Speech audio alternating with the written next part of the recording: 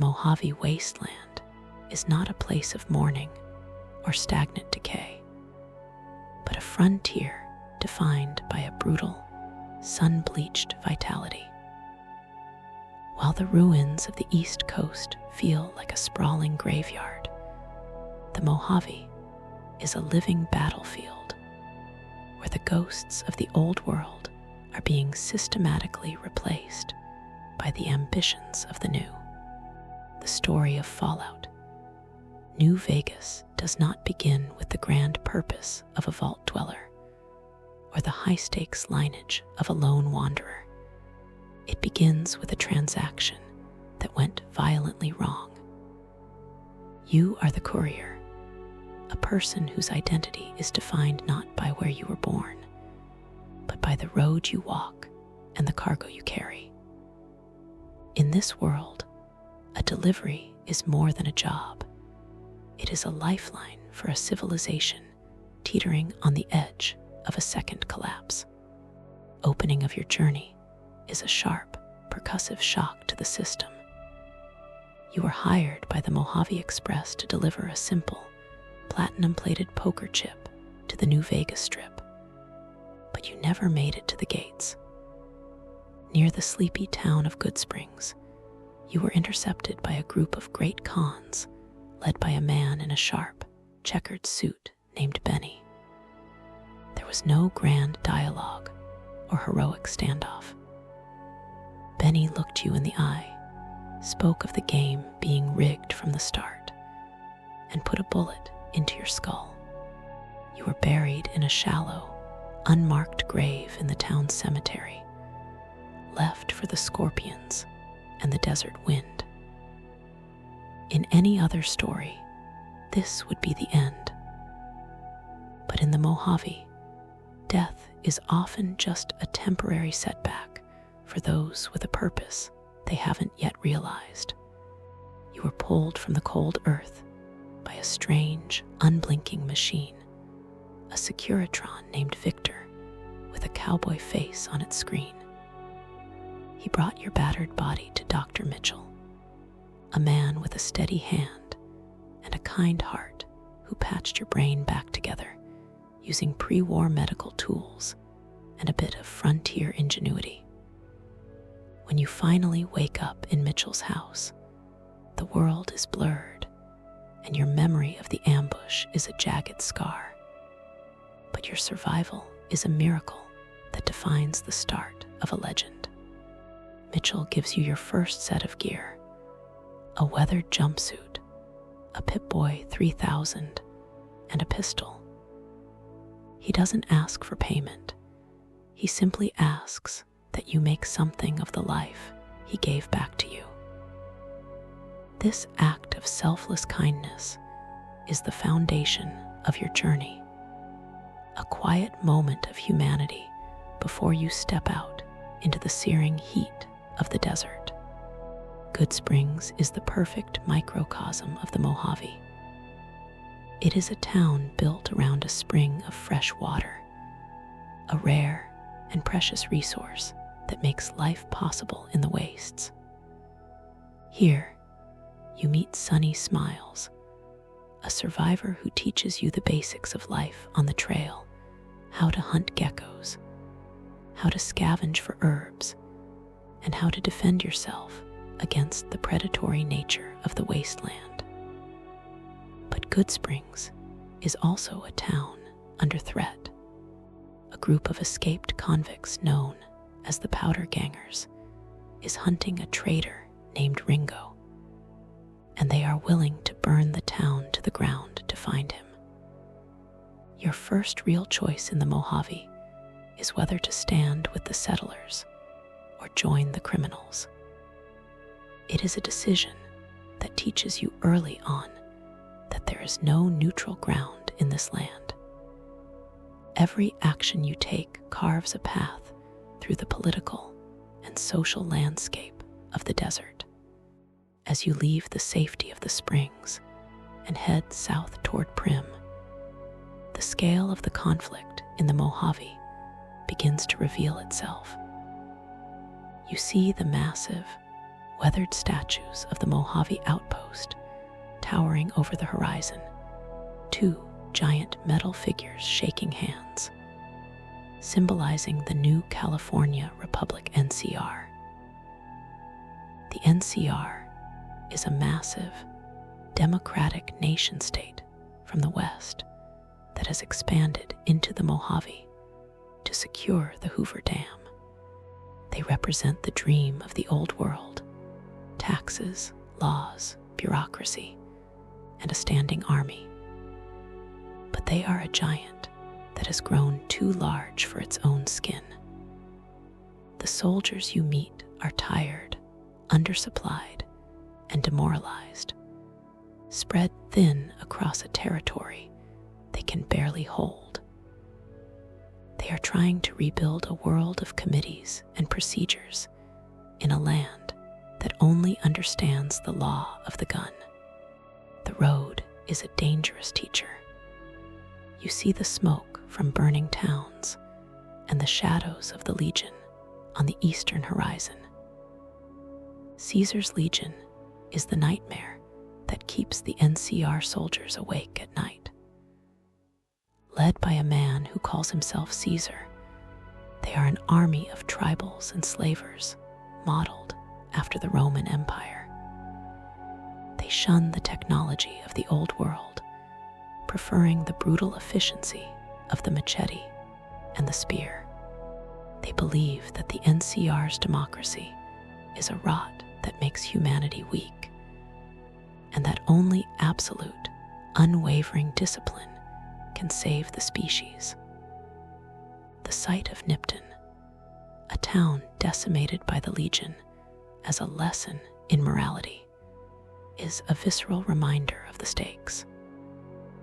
You find people crucified along the roads, a grim warning that the war for the Mojave is not just for territory, but for the very soul of the people living there. Your pursuit of Benny is the thread that pulls you through this landscape of warring ideologies. Every person you help or hinder along the way provides a piece of the puzzle. In Novik, you meet Boone, a former NCR 1st Recon sniper who lost his wife to Legion slavers and now watches the wastes from the mouth of a giant plastic dinosaur.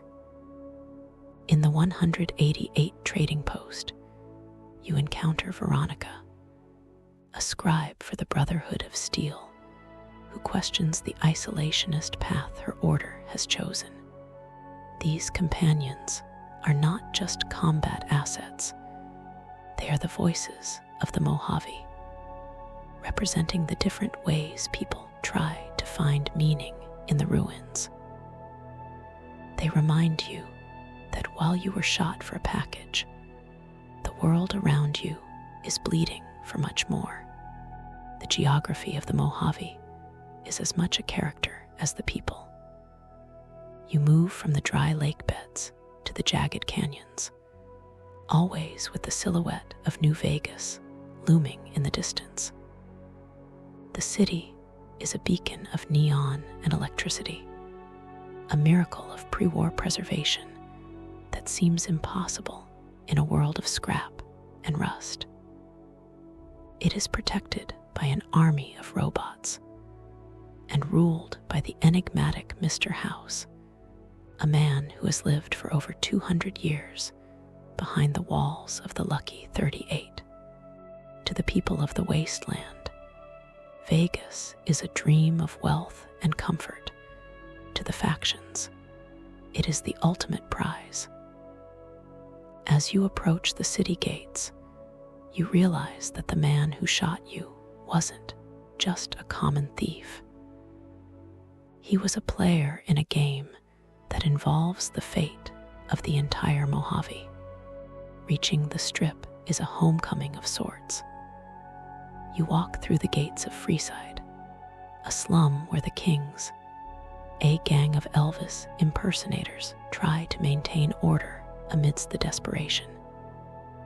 You see the contrast between the luxury of the casinos and the hunger of the refugees. When you finally step onto the strip and see the lights of the Tops Casino, your personal quest for revenge reaches its boiling point. But as you find Benny and recover the platinum chip, the scope of your mission shatters. The chip is not currency.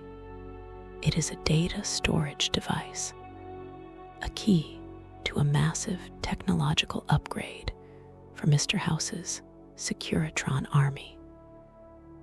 You are no longer just a victim of a crime. You are the most powerful variable in the war for the West. The first part of your journey ends with a realization. The bullet to the head didn't kill you, but it did kill the person you used to be. You are the courier, and you have finally arrived at the center of the world.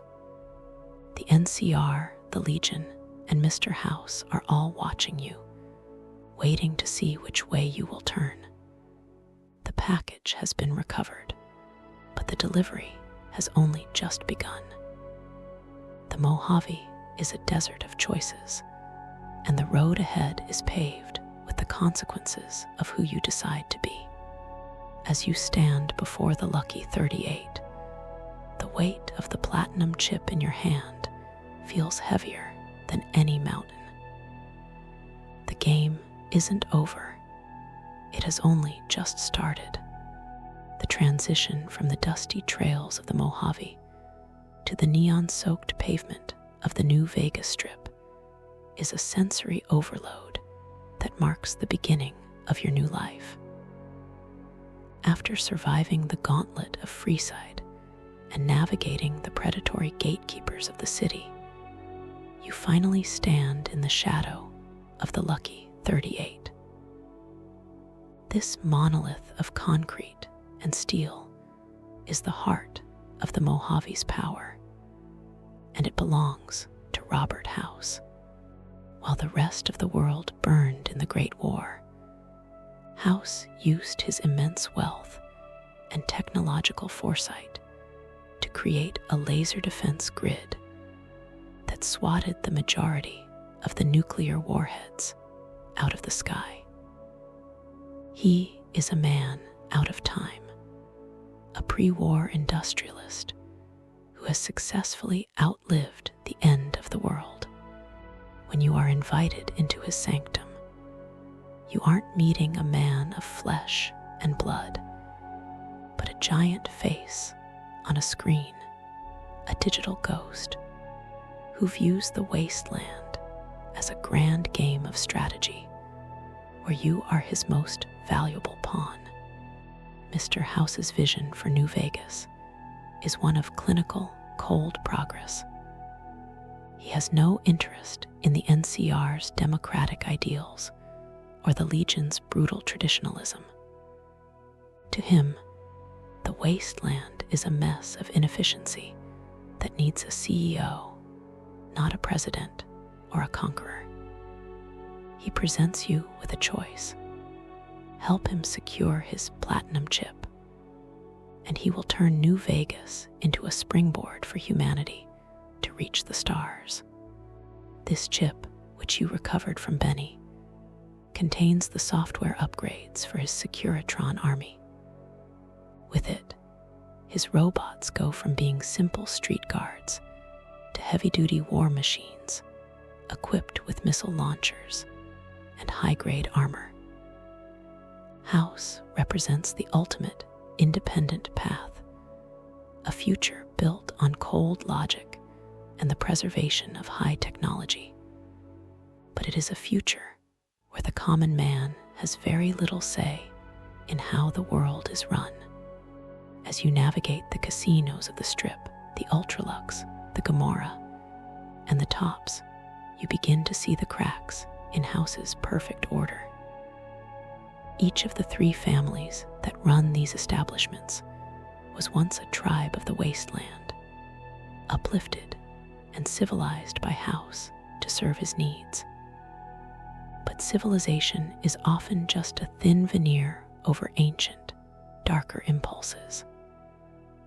At the Ultralux, the White Glove Society struggles with a hidden hunger for human flesh, a remnant of their cannibalistic past. At Gomorrah, the Omertas are plotting a violent coup, coordinating with the Legion to bring the Strip to its knees. Even Benny, the man who shot you, was a product of this system, a chairman who grew tired of being a servant and decided to try and take the throne for himself. Your interactions with these families force you to decide if houses, civilization is worth saving, or if it is just a polite mask for the same old savagery. The hunt for Benny concludes within the walls of the Tops, but the resolution is rarely a simple act of vengeance. Whether you kill him in his suite, face him in the arena of the fort, or let him slip away, the result is the same. The platinum chip is finally yours to use. However, the moment you hold that chip, the other major powers of the Mojave make their moves. The NCR, realizing that House is gaining too much power, sends Ambassador Crocker to enlist your help. They want you to stabilize the region under their flag, offering the promise of citizenship and protection. Simultaneously, Caesar's Legion reaches out through a mysterious messenger, inviting you to the fort to meet the man himself. You have become the center of a three-way tug-of-war, and every step you take on the Strip is watched by dozens of hidden eyes. A new player also enters the fray during this time. Yes Man. Tucked away in Benny's secret workshop, this reprogrammed Securitron is the key to a fourth option. Yes Man is incapable of saying no. He is designed to assist anyone who holds the right credentials in taking over New Vegas for themselves. This path of independence is the most chaotic, but also the most liberating. It allows you to ignore the demands of the generals and the dictators, and instead forge a path where New Vegas belongs to the people, or perhaps just to you. Yes Man represents the wild card in the deck, the possibility that the courier can become the master of their own fate. This choice introduces a level of agency that terrifies both the NCR and the Legion, as it threatens to create a power vacuum that no one else can control. The atmosphere of the Strip is a strange blend of high-stakes gambling and looming apocalypse. While tourists lose their life savings at the blackjack tables, the smoke from the fires at Hoover Dam can be seen on the horizon. The music of Dean Martin and Frank Sinatra echoes through the streets, creating a surreal soundtrack to the end of the world. You begin to meet the various power players who populate this gilded cage, from the neurotic pacer to the calculating swank. Each of them has a plan for what happens when the dam finally breaks, and each of them wants you on their side. You aren't just a mailman anymore, you are a kingmaker. The choices you make regarding the families of the Strip will determine the stability of the city when the final battle begins. This section of your journey also delves into the history of the Great Khans and their tragic relationship with the NCR.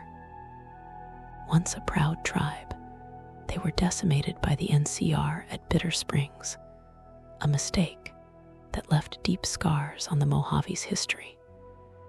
As you move between the Strip and the Khans' camp at Red Rock Canyon, you see the human cost of the expansionist wars. The Khans are a broken people, tempted by a pact with Caesar's legion just to get revenge on the Republic. Your role as a mediator becomes vital here. Do you help them regain their dignity? Or do you let them be consumed by the fire of Caesar's ambition?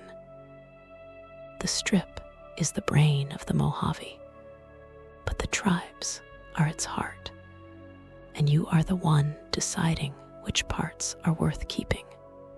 As the tensions rise, the figure of Mr. House remains the most enigmatic presence.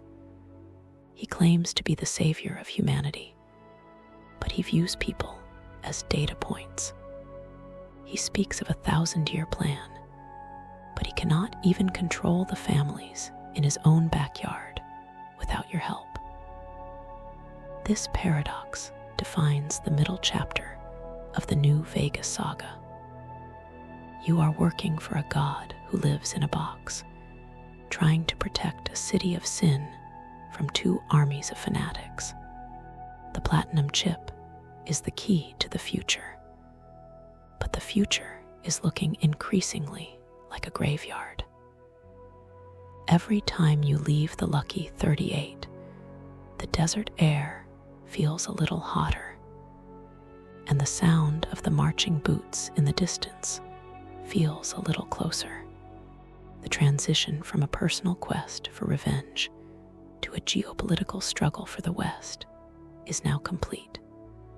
You have the chip, you have the attention of the world, and you have the power to change everything.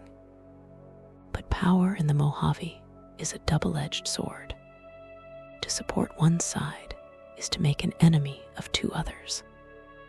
As you stand on the balcony of the tops, looking out at the glittering lights and the dark expanse of the desert beyond, you realize that the bullet in your head was the easiest part of the job. The real challenge is surviving the world that comes after. The Accord of New Vegas is a fragile thing, and you are the only one holding the hammer. The journey across the Colorado River is a descent into a world that feels thousands of years removed from the neon lights of the Strip. To reach the fort, the heart of Caesar's power, you must travel to Cottonwood Cove, a place where the air is thick with the smell of wood smoke, and the river runs cold. Here, the NCR's influence has been completely eradicated, replaced by the rigid, terrifying order of the Legion. Crossing the water in a small barge, you leave the familiarity of the Mojave behind and enter a realm where the individual is nothing and the collective is everything. The fort is not just a military base, it is a monument to the will of one man. Thousands of warriors, from young recruits to scarred veterans, live in a state of perpetual readiness, their lives dedicated to the service of a living God. At the summit of the camp sits a simple tent, and inside is Caesar. Born Edward Sallow, he was once a follower of the apocalypse, a scholar sent to the east to study tribal dialects. But after being captured, he used his knowledge of ancient history and military tactics to unify the warring tribes under a single banner. He discarded his old identity and reborn himself as the son of Mars, creating an empire based on the principles of total war and absolute discipline. When you speak to him, you don't find a raving lunatic, but a cold, articulate intellectual. He speaks of Hegelian dialectics, the idea that the NCR and the Legion are two opposing forces that must inevitably clash to create a new, stronger synthesis. Caesar doesn't see himself as a villain. He sees himself as a surgeon cutting the rot of democracy. out of the human race. The Legion is built on a foundation of brutal meritocracy. From the moment a child is taken from a conquered tribe, their old life is erased. They are forbidden from using drugs, alcohol, or even advanced technology like stimpaks, believing that such things make a warrior weak and dependent. This strength through suffering is what makes them so effective against the NCR. While the Republic's soldiers are worrying about their pay and their families, the legionary is only worrying about his honor and his service to Caesar. The hierarchy is absolute. The decanus leads the squad, the centurions lead the battalions, and the legate, the terrifying monster of the East, leads the army. Seeing the rows of tents and the training grounds, you realize that the Legion is not just an army. It is a machine designed to grind the old world into dust. Your visit to the fort is not merely an audience, it is a test. Caesar possesses the platinum chip, taken from Benny after his failed flight, and he wants you to enter the secret bunker beneath the camp. This bunker is a pre-war fortification belonging to Mr. House, and Caesar believes it contains something that could destroy his empire. He tasks you with going inside to destroy whatever is there. This moment is the ultimate crossroad for the courier. Inside the bunker, away from the prying eyes of the Legion, you have the power to either fulfill Caesar's command, further Mr. House's plans by upgrading the Securitrons, or begin your own secret plot with Yes Man. The silence of the bunker, filled with the hum of ancient computers and the glow of green monitors, is a stark contrast to the shouting and clashing of swords above.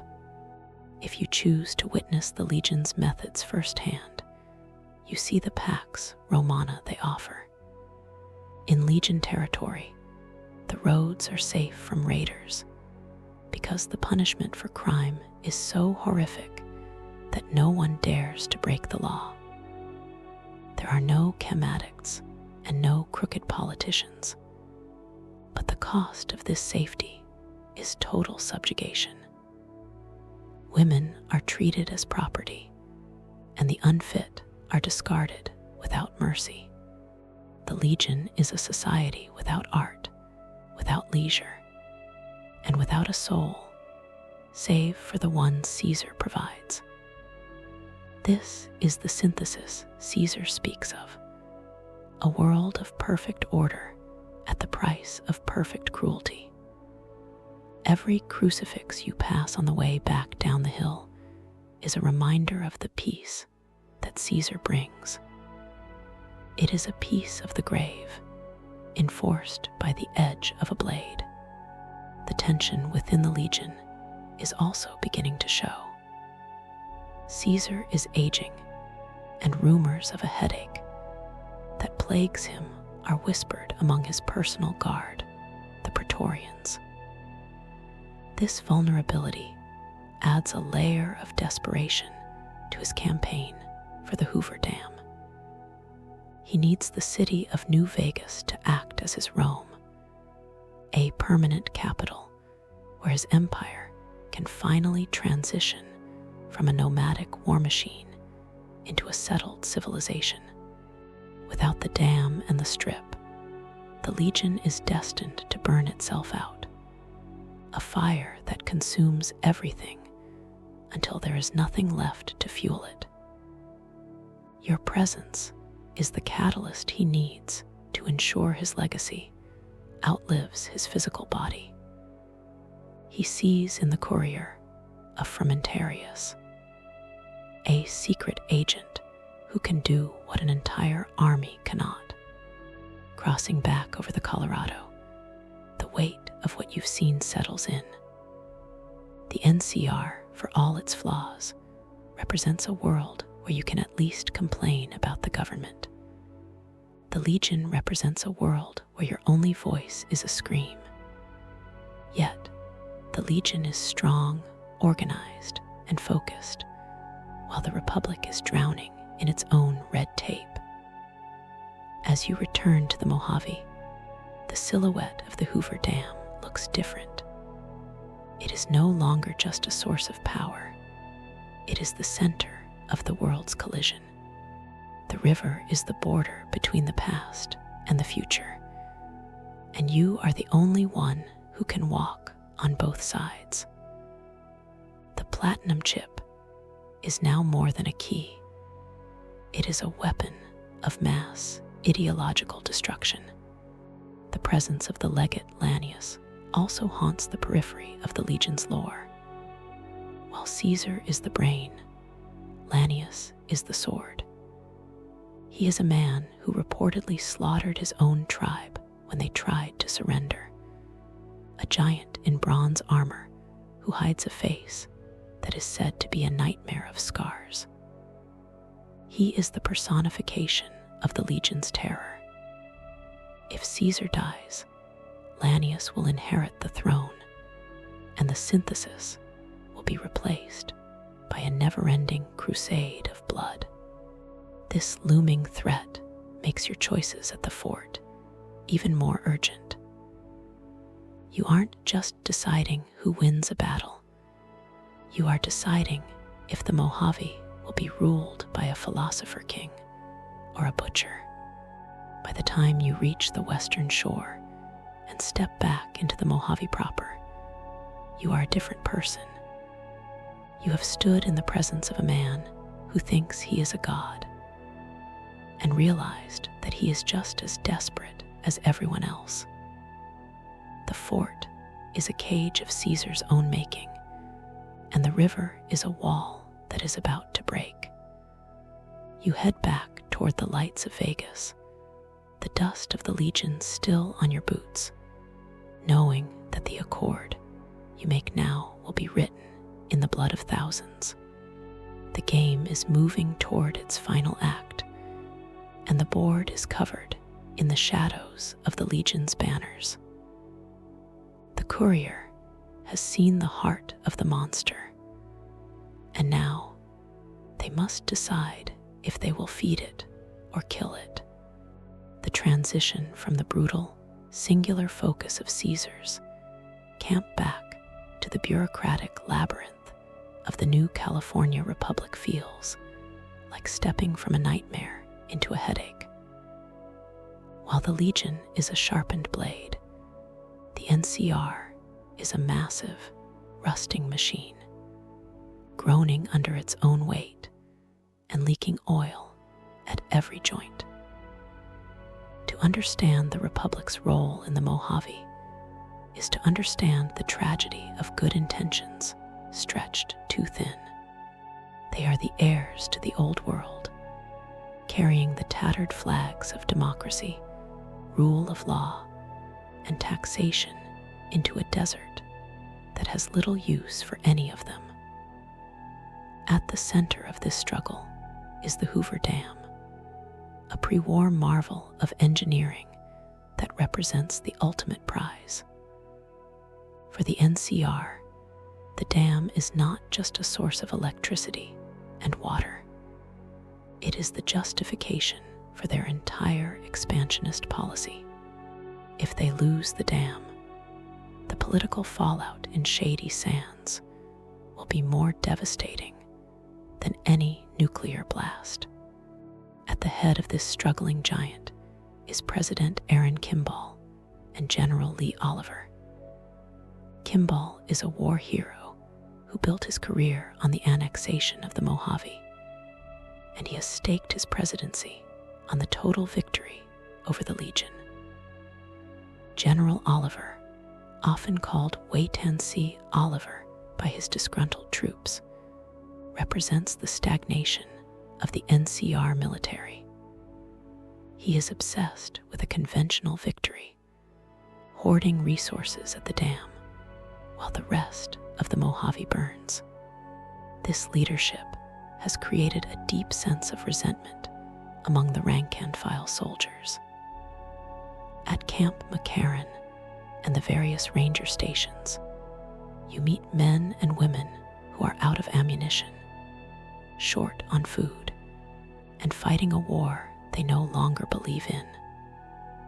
They are young conscripts from the West, many of whom have never seen a city as bright as Vegas, now dying in the dirt for a republic that treats them like replaceable parts. The NCR's presence in the Mojave is defined by the Treaty of New Vegas, a lopsided agreement with Mr. House that allows the Republic to operate the dam in exchange for providing electricity and protection to the Strip. This treaty is a constant source of friction. The NCR views House as a parasite, while House views the NCR as a clumsy, incompetent bully. As a courier, you see the civilian cost of this relationship. In places like Bitter Springs, you find the haunting legacy of the NCR, Great Mistake, a massacre of Great Khan civilians that occurred because of miscommunication and the ruthless pressure to clear the wastes. The NCR tries to wrap its expansion in the language of civilization, but the scars on the land tell a story of collateral damage and broken promises. They are trying to build a nation on top of a graveyard, and the ghosts are starting to fight back. One of the most compelling voices of the Republic is Chief Hanlon, the legendary leader of the NCR Rangers. Stationed at Camp Golf, he is a man who has seen too much war and realized that the Republic is killing itself to stay relevant. Through him, you learn of the shadow war being fought behind the scenes, the intelligence failures, the falsified reports, and the quiet despair of the men who actually know how to survive the desert. Hanlon represents the conscience of the NCR, a man who loves his country enough to realize it has lost its way. His struggle reflects the larger theme of the Mojave, the conflict between what we want to be and what we are forced to become.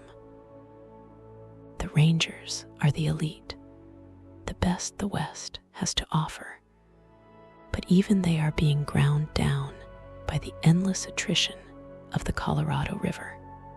The Republic's struggle is further complicated by internal corruption and the influence of the Brahmin barons, wealthy landowners back in California who dictate policy for their own profit. This means that while soldiers are dying at the front, the resources are being diverted to protect the interests of the elite. You see this reflected in the quest to stabilize the monorail or root out the mole in Camp McCarran. The NCR is fighting two wars, one against the Legion across the river, and one against its own rot within.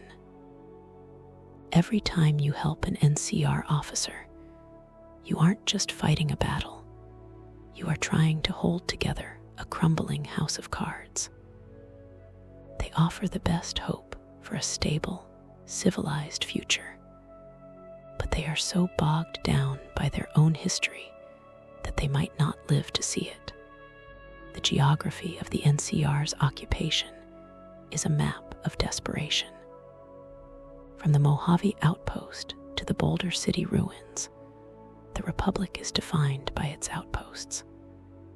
These are lonely islands of civilization, surrounded by a sea of hostile tribes, raiders, and mutated beasts.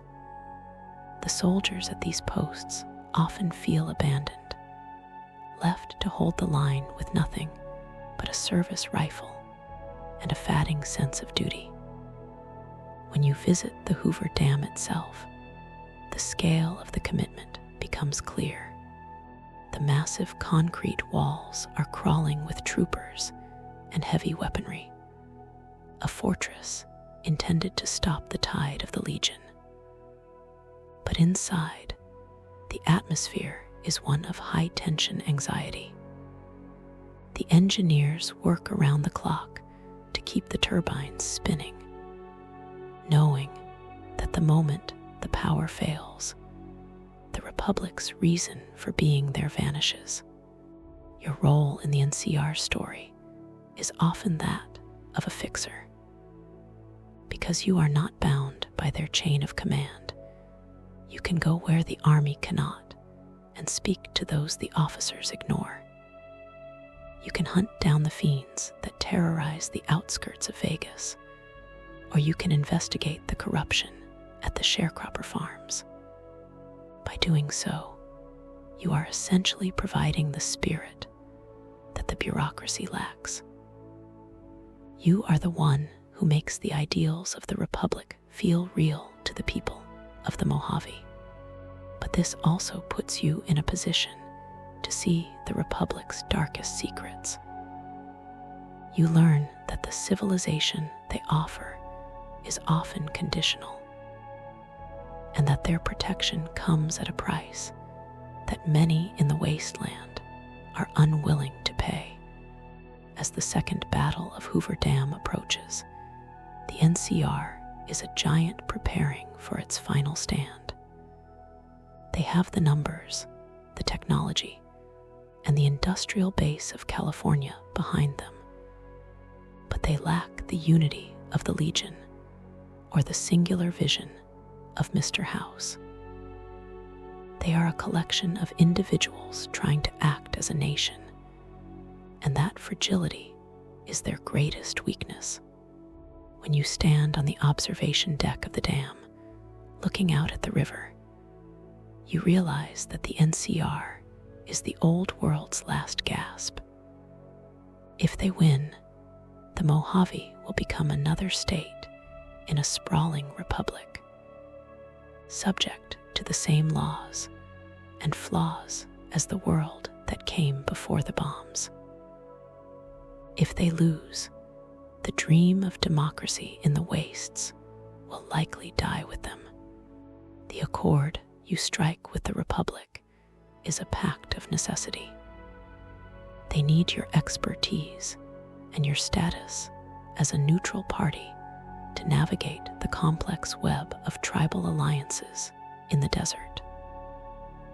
In return, they offer a future that, while flawed, is at least familiar. They are the only faction that even pretends to care about human rights, even if they often fail to live up to those standards. As you leave the dam and head back into the heart of the Mojave, the sound of the Republic's radio broadcasts follows you, a mix of propaganda and genuine hope. You carry the weight of their expectations, knowing that the road to the future is paved with the bureaucracy of the past.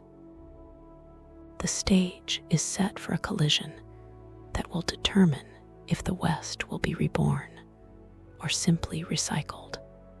The descent into the hidden valley is a journey into the architectural manifestation of paranoia.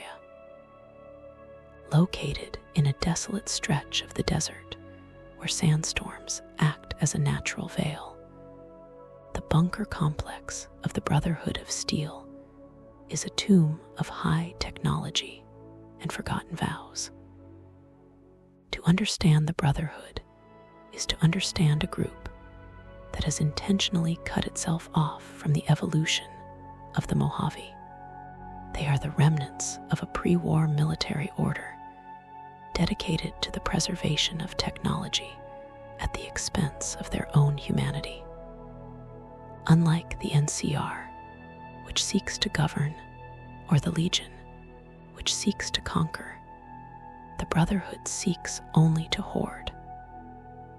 They believe that humanity is a child playing with a loaded gun, and they have designated themselves as the only adults in the room, tasked with taking the weapon away. When you finally bypass their security and enter the bunker, you are met with the hum of heavy ventilation and the cold, sterile glow of terminal screens. This is the home of the Mojave chapter, a group that was nearly annihilated at the Battle of Helios 1.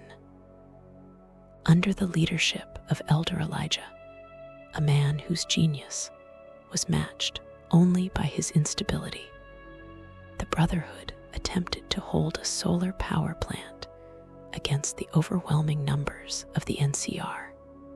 The result was a slaughter that broke the chapter's spirit and forced them into a permanent lockdown.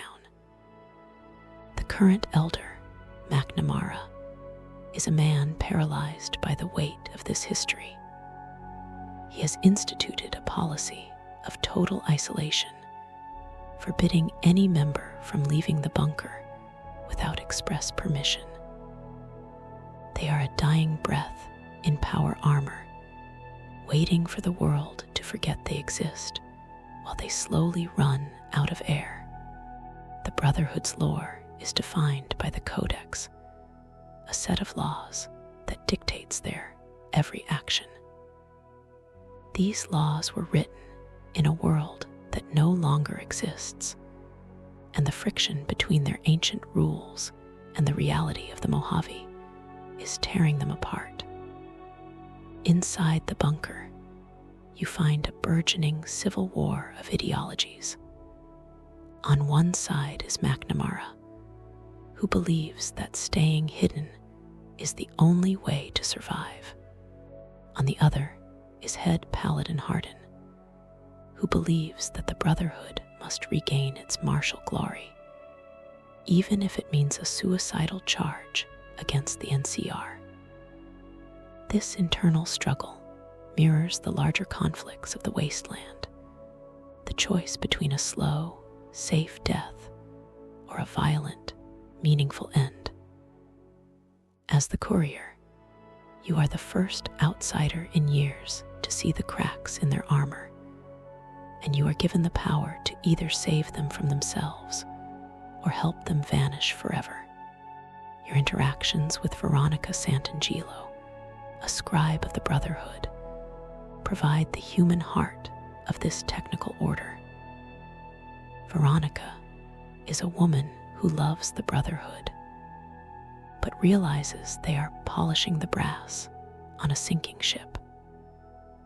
She sees the vibrant, if messy, civilization of the NCR and the ingenuity of the Wastelanders, and she realizes that technology is useless if there is no one left to use it. Her personal quest to find a way for the Brotherhood to evolve is one of the most poignant stories in the Mojave. Through her, you see that the Brotherhood members are not just robots in metal suits. They are people with families, dreams, and a deep, abiding fear of the future. They are the last keepers of a scientific legacy that the rest of the world has forgotten, and their potential loss is a tragedy for human knowledge. The conflict at Helios 1 remains the defining trauma for the chapter. When you visit the power plant today, you find it occupied by the NCR, who are trying to get the turbines back online without understanding the true nature of the facility. Helios 1 is not just a power plant. It is the control center for Archimedes II, an orbital satellite weapon of terrifying power. Elijah's obsession with this weapon is what led to the Brotherhood's defeat, as he refused to retreat until it was too late. This obsession with superweapons is the Brotherhood's greatest flaw. They believe that a single piece of high technology can change the course of history, but they ignore the fact that history is moved by people, not machines. By exploring the ruins of the plant and the logs of the fallen knights, you see the price of their hubris. The relationship between the Brotherhood and the other factions is one of mutual hatred. The NCR views them as terrorists and techno-fetishists who stand in the way of progress. Mr. House views them as a threat to his own technological monopoly and will eventually task you with their total destruction. To House, the Brotherhood is an evolutionary dead end, a group that would rather see the world stay in the dark than let someone else hold the flashlight. Caesar's Legion simply views them as another tribe of profligates to be crushed. This universal hostility makes the Brotherhood's isolation feel inevitable. They have made enemies of everyone because they refuse to share the world with anyone. However, the Brotherhood still possesses a nobility that is rare in the wastes. Their paladins are the most formidable warriors in the Mojave. Their T-51 B-power armor making them nearly invincible in a fair fight. They represent the peak of human martial prowess, a standard of excellence that has been passed down through generations of training.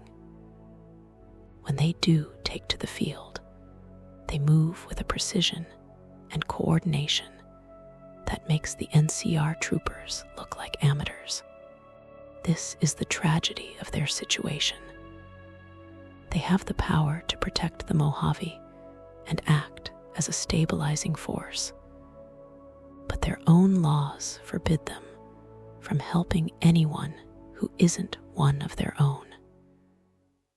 They are a shield that has been tucked away in a closet, while the person it was meant to protect is being beaten to death.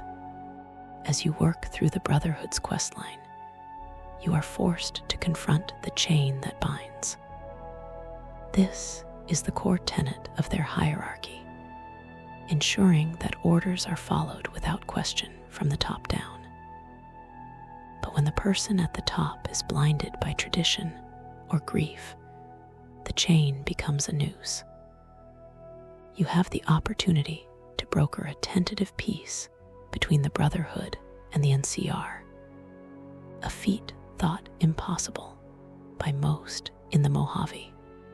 This alliance represents a new path for the Brotherhood, the idea that they can use their technology to support a growing civilization rather than just hiding it.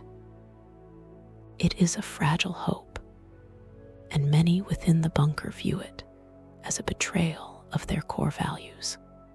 The Hidden Valley is a name that perfectly encapsulates the Brotherhood's place in the lore. They are hidden, not just from the eyes of their enemies, but from the reality of the world. They are living in a valley of the past, surrounded by the high walls of their own dogma. As you leave the bunker and feel the warmth of the Mojave sun on your face, the sound of the heavy airlocks closing behind you is a somber reminder of what they've lost. They have the lights on, but they are still in the dark. The courier carries their secrets back into the world, knowing that the Brotherhood is a beautiful, broken dream that may not survive the coming storm at the dam. The journey into the rugged, ochre-stained canyons of red rock leads you to the doorstep of the Great Khans, a tribe whose history is written in a cycle of displacement and vengeance. To understand the Khans is to look into a mirror of the wastelands most persistent tragedy. They are not mere raiders or junkies. They are the descendants of Vault 15, a people who have survived the destruction of their homes at the hands of every major power in the post-war era. From the original shady sands to the ruins of the boneyard, the Khans have been the perennial outsiders, always pushed to the fringe by the expansion of the new California Republic. Now, cornered in the desolate remains of a canyon, they represent the old world of tribalism, struggling to breathe in an age of rising empires. At the center of this cultural decay is Papa Khan, a leader who is as stubborn as the rock he inhabits. He is a man fueled by a bitter, ancient hatred for the NCR, viewing them as a parasitic force that stole his people's destiny. Under his rule, the Khans have transformed from a proud warrior culture into the primary drug manufacturers for the Mojave's criminal element. They cook chems for the fiends and the omertas, a desperate trade that has eroded their internal honor in exchange for survival. This moral decline is the direct result of the great mistake at Bitter Springs, the defining trauma that haunts every interaction within the tribe. When you speak to the Khans, you aren't just talking to survivalists. You are talking to the survivors of a massacre that the world has largely chosen to forget. Bitter Springs was meant to be the final solution for the NCR Khan problem. The Republic's forces had tracked the tribe to a narrow pass, intending to corner and eliminate their warriors. But due to a catastrophic failure in intelligence and communication, the NCR snipers opened fire on a group of non-combatants, the elderly, the sick, and the children, who were attempting to flee through the back of the canyon. The Coyote Tail Pass became a killing field. This event broke the Khan's spirit and radicalized their survivors. It is the reason why Papa Khan is so willing to listen to the silver-tongued promises of Caesar's legion. To the Khans, anyone who opposes the NCR is a potential ally, even if that ally is a slaver king who would eventually assimilate their culture into his own and erase the Khan name forever. As the courier, you enter Red Rock Canyon as a mediator between a ghost and a monster.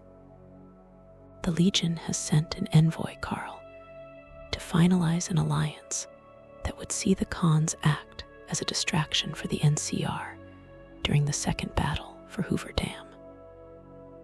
Carl speaks of glory and warrior tradition, but he secretly views the Khans as nothing more than primitive profligates. Your role is to pull back the curtain on this deception by finding the Legion's true assessment of the Khans. You can show Papa Khan that his quest for revenge will lead to the total extinction of his people. This is a battle for the tribe's sovereignty. You are the only one who can convince them that their future lies not in the fires of Caesar's war, but in finding a new path, perhaps leaving the Mojave altogether to rebuild elsewhere. The individual stories within the tribe add layers of complexity to this struggle. You meet Regis, the level-headed second in command, who realizes that the Legion alliance is a death sentence. You meet Diane and Jack, the chemists who represent the tribe's dependency on the drug trade, yet retain a spark of the old Khan ingenuity. These characters are caught between their loyalty to their heritage and the reality of their extinction. The Khans are a people who have lost their why. They fight because it is the only thing they have left, but they have forgotten what they are fighting for. Your intervention provides the clarity they lack, reminding them that they were once a people who built, not just a people who bled. The geography of Red Rock Canyon reflects this sense of a dead end. It is a beautiful, natural fortress, but it is also a cage. The Khans have decorated the walls with graffiti and makeshift monuments, trying to claim a space that the world refuses to give them. It is a place of memory and mourning. When you participate in their initiation rites, taking a beating to prove your toughness, you are engaging in a tradition that predates the NCR's bureaucracy. It is a raw, physical expression of belonging. But the Khans are finding that toughness is not enough to stop a desert-wide war. They are a relic of a time when the wasteland was a frontier, and they are being crushed by a world that is becoming a map.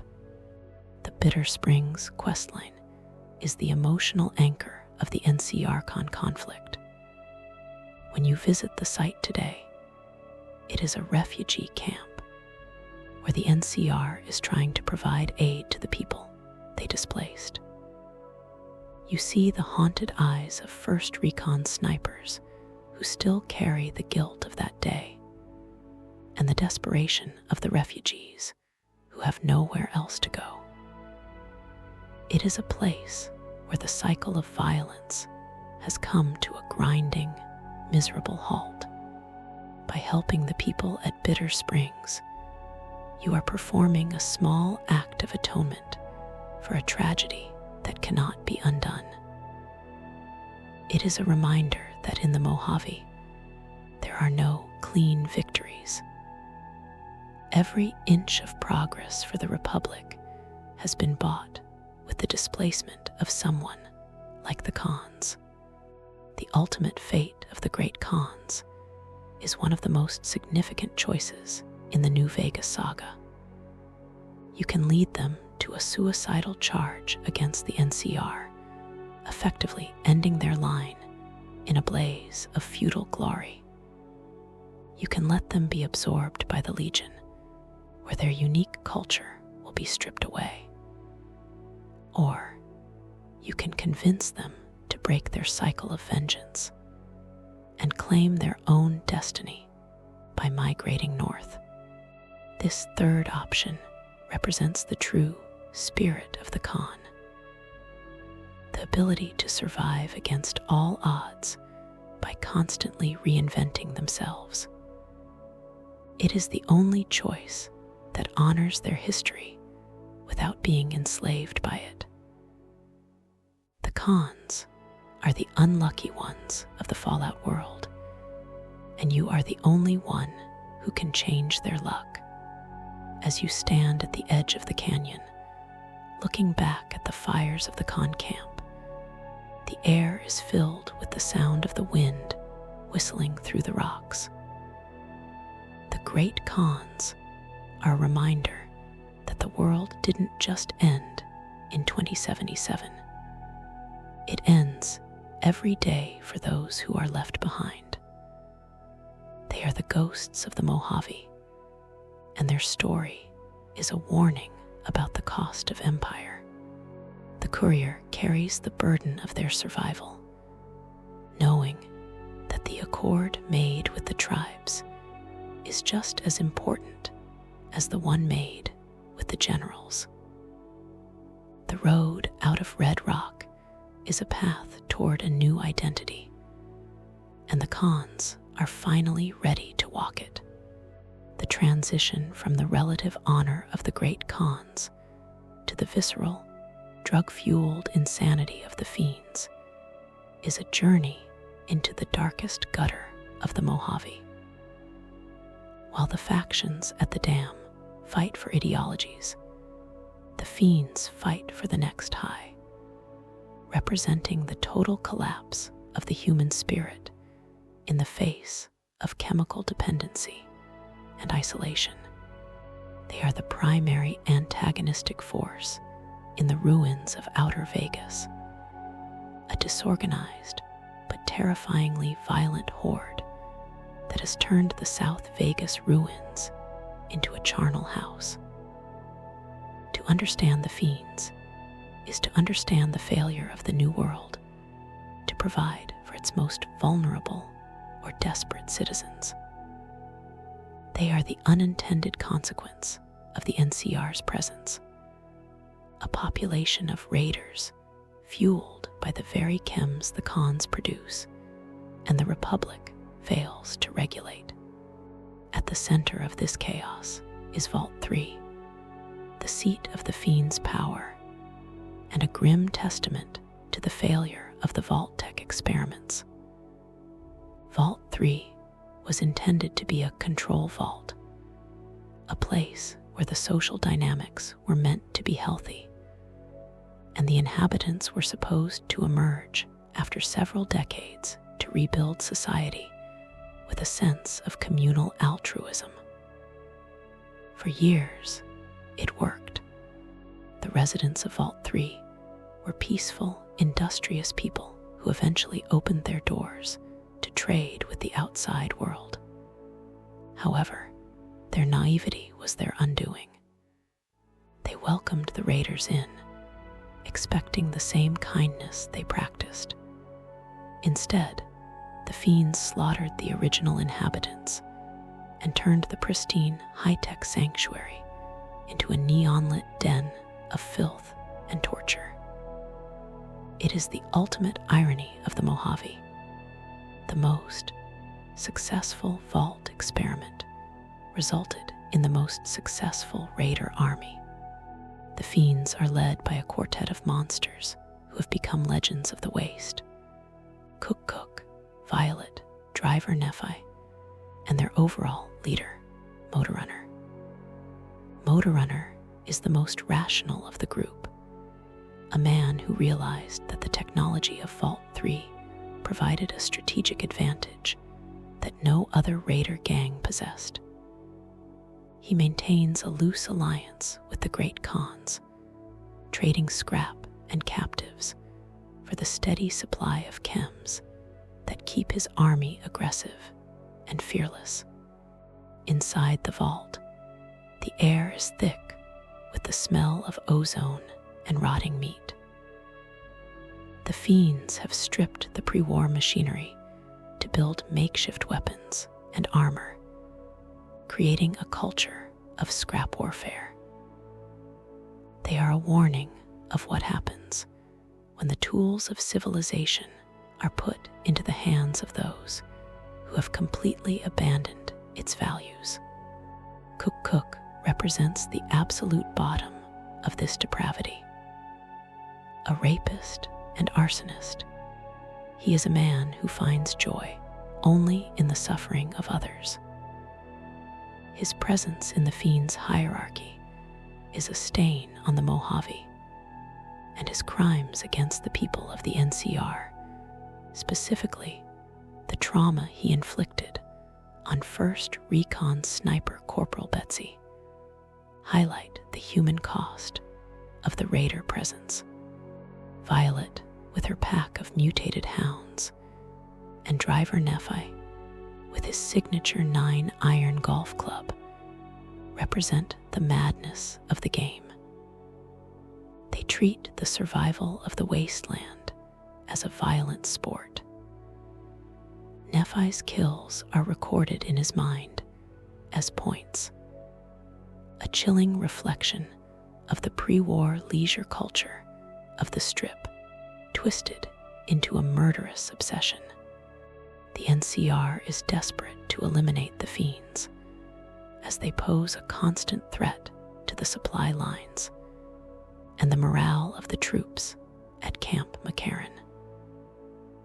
Major Datry and Colonel HSU task you with the bounty of bringing back the heads of the fiend leaders.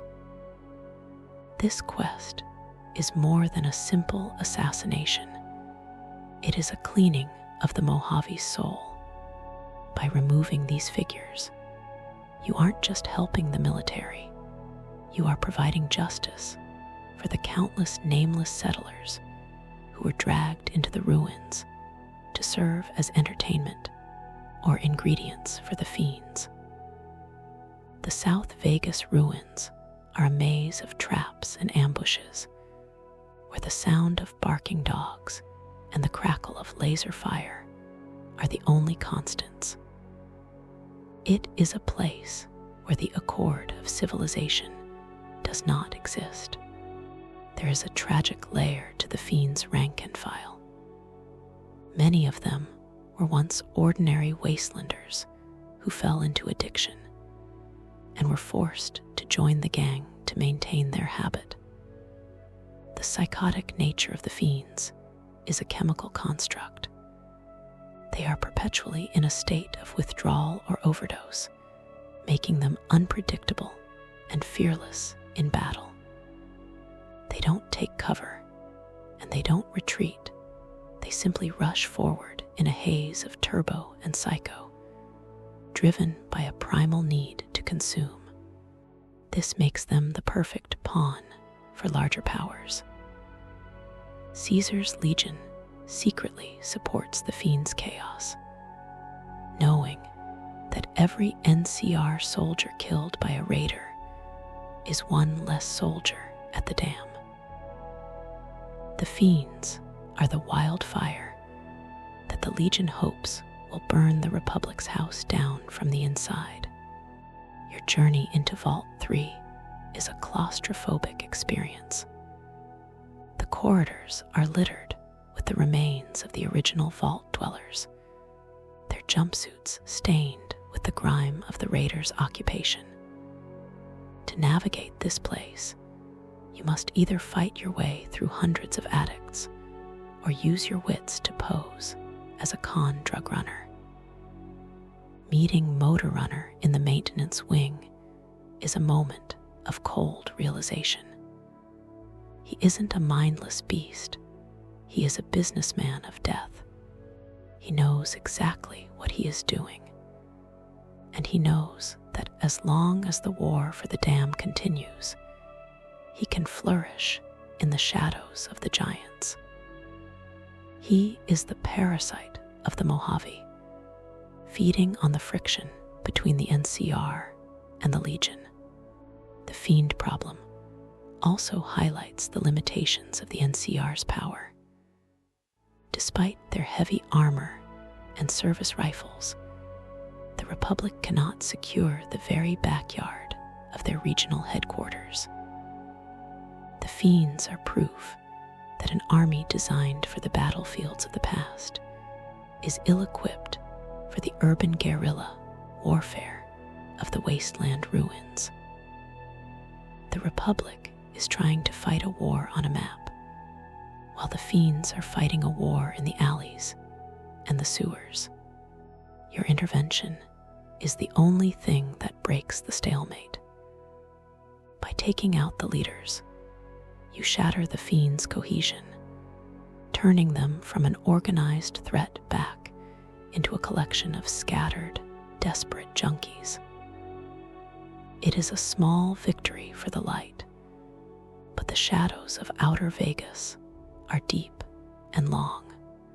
As you emerge from the vault, the heads of the monsters in your pack, the wind of the Mojave feels a little cleaner.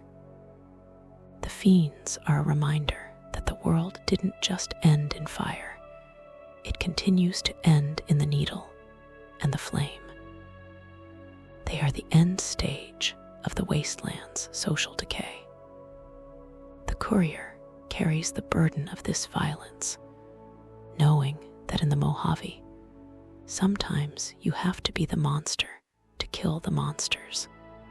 The accord you bring back to McCarran is written in the blood of the depraved, a grim necessity for the survival of the innocent. The ruins of Vegas are silent for a moment. But the war for the dam is still calling from the east.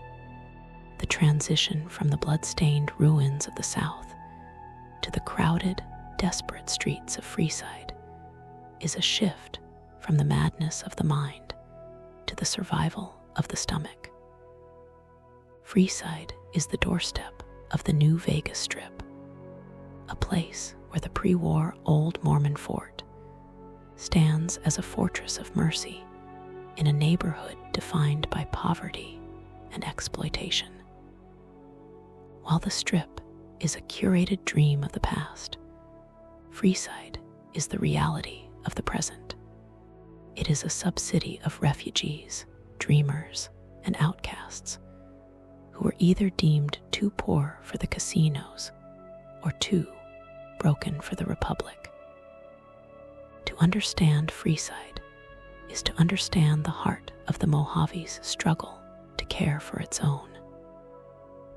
At the center of this humanitarian effort are the followers of the Apocalypse, a secular, pacifist organization dedicated to the preservation of knowledge and the healing of the sick. The followers are perhaps the most unique faction in the wasteland. Unlike the Brotherhood of Steel, who hoard technology, or the NCR, who use it to tax and govern, the followers believe that knowledge belongs to the people. They are scientists, doctors, and historians who view the Great War not as a tragedy to be avenged, but as a lesson to be learned. In the old Mormon fort, you meet Julie Farkas, a woman whose exhaustion is matched only by her empathy. She and her peers provide medical care, education, and clean water to the residents of Freeside, often with no compensation other than the knowledge that they have staved off death for another day. They are the conscience of the Mojave, and their presence is a constant reminder of the human cost of the power struggle at the dam. However, the followers' altruism is constantly tested by the political realities of the neighborhood. Freeside is unofficially ruled by the Kings, a gang of men who dress and speak in the manner of a certain pre-war icon whose name they have forgotten, but whose style they treat as a religion. Led by the king himself, they are not a criminal organization in the traditional sense. They are a community defense group that stepped in when the NCR failed to provide security. The king is a man of honor who views Freeside as his family, and his relationship with the followers is one of mutual respect. But the arrival of the NCR's refugee aid programs has created a dangerous friction. The Republic's help often comes with strings attached, and the Kings view these outsiders as an invading force that threatens their independence. As the courier, you are tasked with navigating this delicate truce. You find yourself mediating between the King's pride and the NCR's clumsy diplomacy. You discover that much of the violence in Freeside is fueled by the Van Graffs, a ruthless family of energy weapon merchants who operate out of the Silver Rush. The Van Graffs represent the mercenary spirit of the wasteland, willing to betray anyone and destroy everything to secure their monopoly on plasma and laser technology. Their presence in Freeside is a toxic influence that undermines the work of the followers. By investigating the tensions in the streets, you realize that Freeside is a pressure cooker. If the Kings and the NCR go to war, the followers will be the ones left to pick up the pieces, and their resources are already at the breaking point. One of the most profound lore connections in Freeside is the presence of Arcade Gannon, a member of the Followers and a man of immense intellect. Arcade hides a secret past as a child of the Enclave, the remnants of the pre-war United States government. His internal conflict reflects the larger theme of the Mojave, the burden of the past versus the responsibility of the present. Arcade is a man who loves the ideals of the Followers, but realizes that goodwill isn't always enough to stop a bullet. Through him, you see the intellectual struggle of the wasteland. Is it better to be a pacifist in a world of monsters, or must one eventually pick up a rifle to protect the dream of peace? His journey with the courier is a search for a third way, a path where the knowledge of the past can finally serve the living rather than the dead. The geography of Freeside is a maze of crumbling brick and neon signs.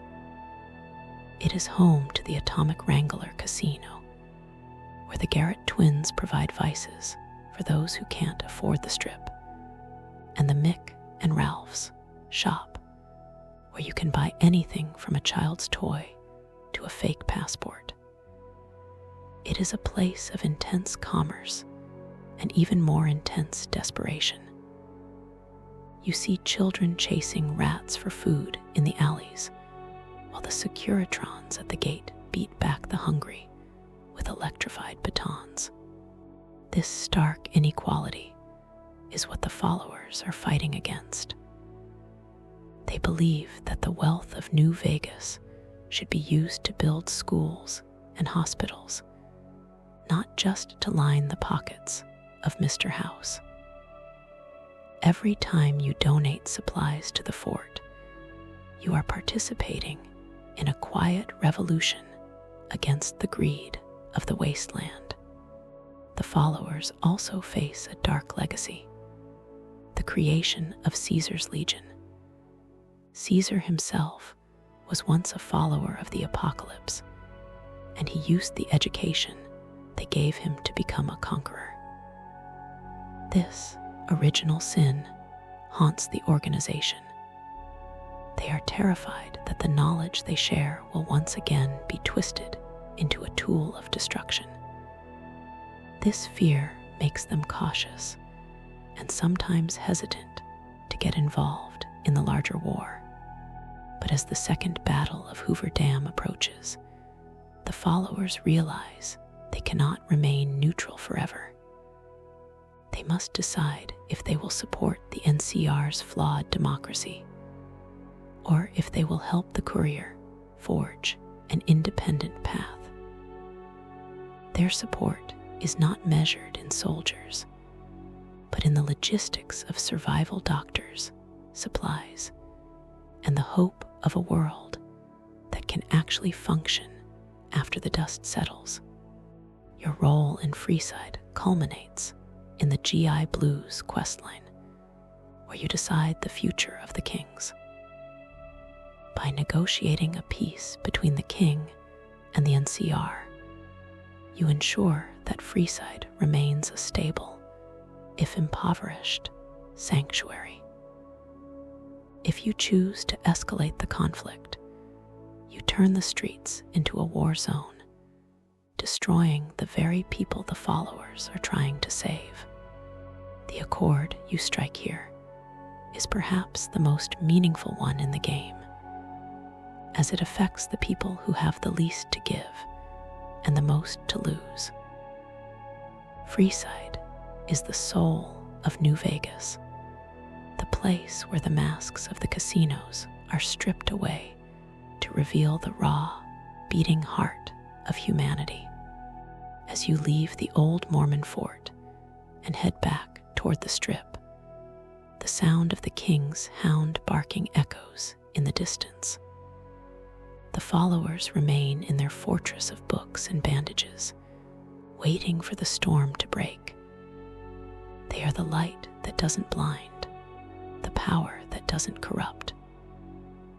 The courier carries their hope into the final battle, knowing that whatever flag flies over the dam, the people of Freeside will still need a doctor and a teacher. The sub-city is a reminder that while empires rise and fall, the spirit of mutual aid is the only thing that truly survives the end of the world. The transition from the political squabbles of the Mojave to the shimmering azure dome of the Big Empty is a leap into the realm of high science absurdity and existential horror. To understand the Big Empty, the Big Mountain Research and Development Center, is to understand the hubris of the pre-war world's greatest minds, preserved in a state of eternal, lobotomized madness. This is not a wasteland of rust and radiation, but a sterile, electrified crater where the laws of physics are treated as mere suggestions. Here, the think tank, a group of 5 scientists who uploaded their brains into floating robotic chassis, has spent over 200 years performing increasingly deranged experiments on anything that wanders into their domain. You are not a guest in the Big Empty. You are a lab rat whose organs have been replaced with advanced technology, and your journey is a search for your own stolen brain. The lore of the Big Empty is a dark satire of the American scientific dream. These scientists, led by the erratic Dr. Klein and the obsessive Dr. Mobius, were once the brightest minds of the pre-war era, tasked with creating the technologies that would save or win the world. But without the oversight of a functioning society, their genius curdled into a recursive loop of science.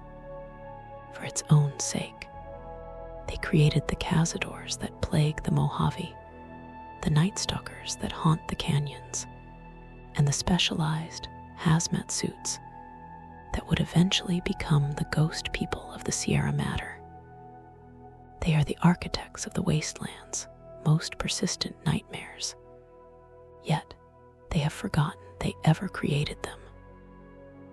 Their memory is a loop, a digital amnesia that keeps them trapped in a cycle of petty arguments and pointless research while the world outside dies. At the center of this madness is the conflict between the think tank and Dr. Mobius. For decades, Mobius has played the role of the supervillain, sending robotic scorpions and threatening broadcasts into the crater to keep the other scientists contained. As you explore the various research facilities, the X8 Research Center, the X13 Stealth Lab, and the Higgs Village, you begin to realize that Mobius is not the monster he portrays himself to be. He is the jailer of the madmen. He realized that if the think tank ever remembered how to leave the crater, their experiments would consume the entire world.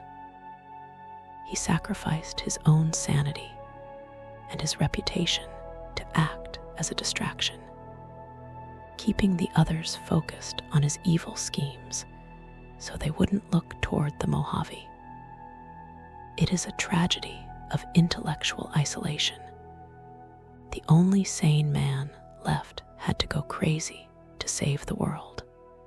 The Big Empty also serves as the origin point for many of the Mojave's most mysterious figures.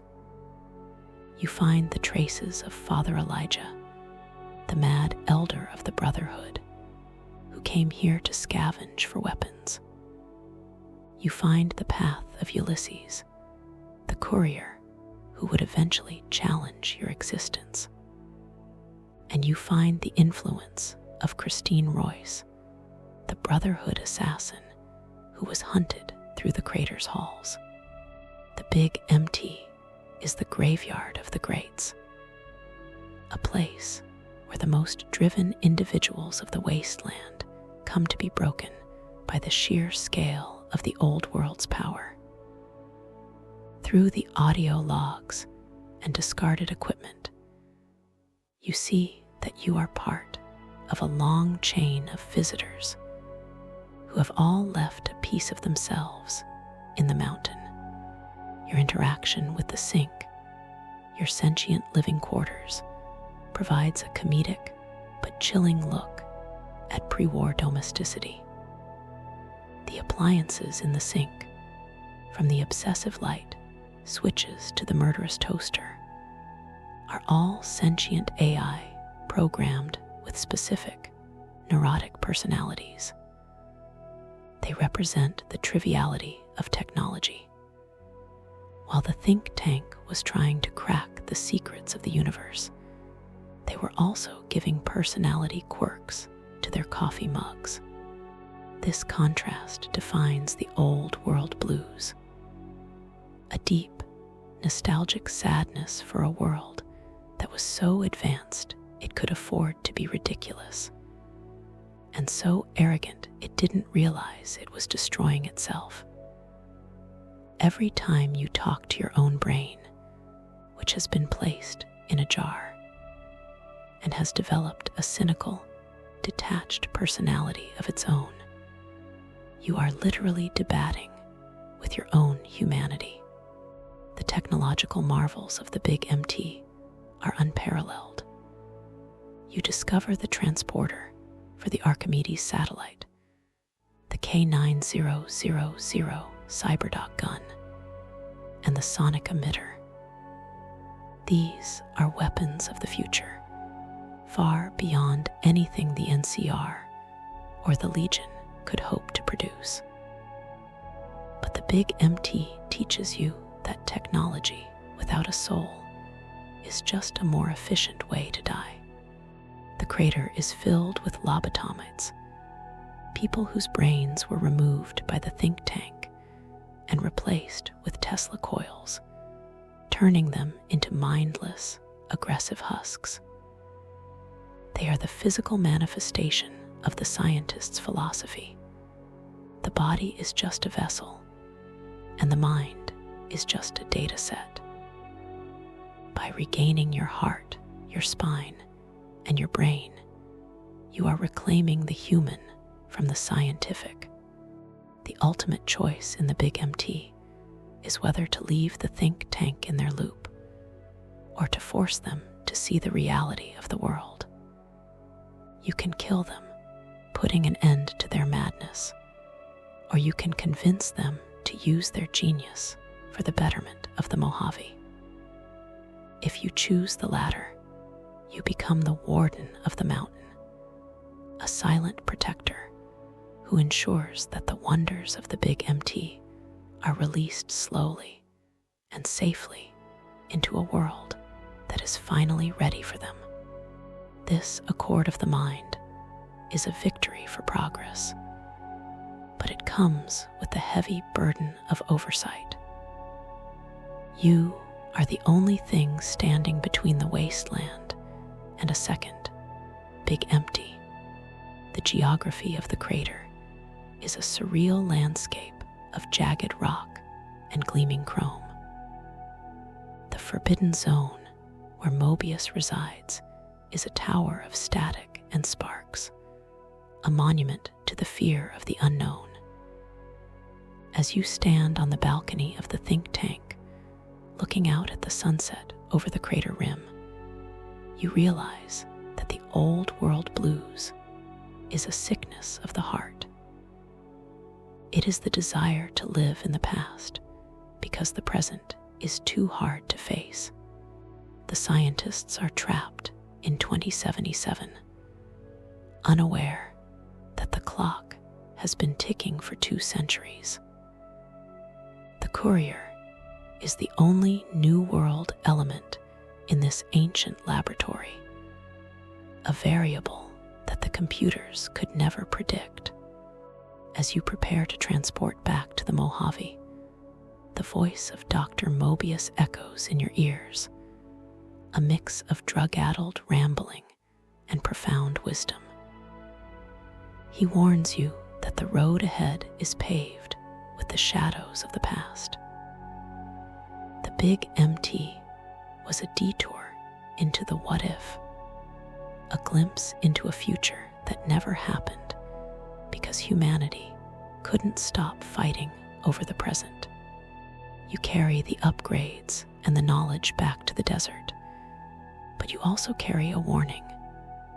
Science is a tool, but it is the hand that wields it, the courier hand, that determines if it will be a light or a fire. The mountain falls silent behind you, its secrets tucked away in the blue mist of the crater. The transition from the high-tech absurdity of the Big Empty to the suffocating crimson haze of the Sierra Madre is a descent into a nightmare of greed and ghost stories.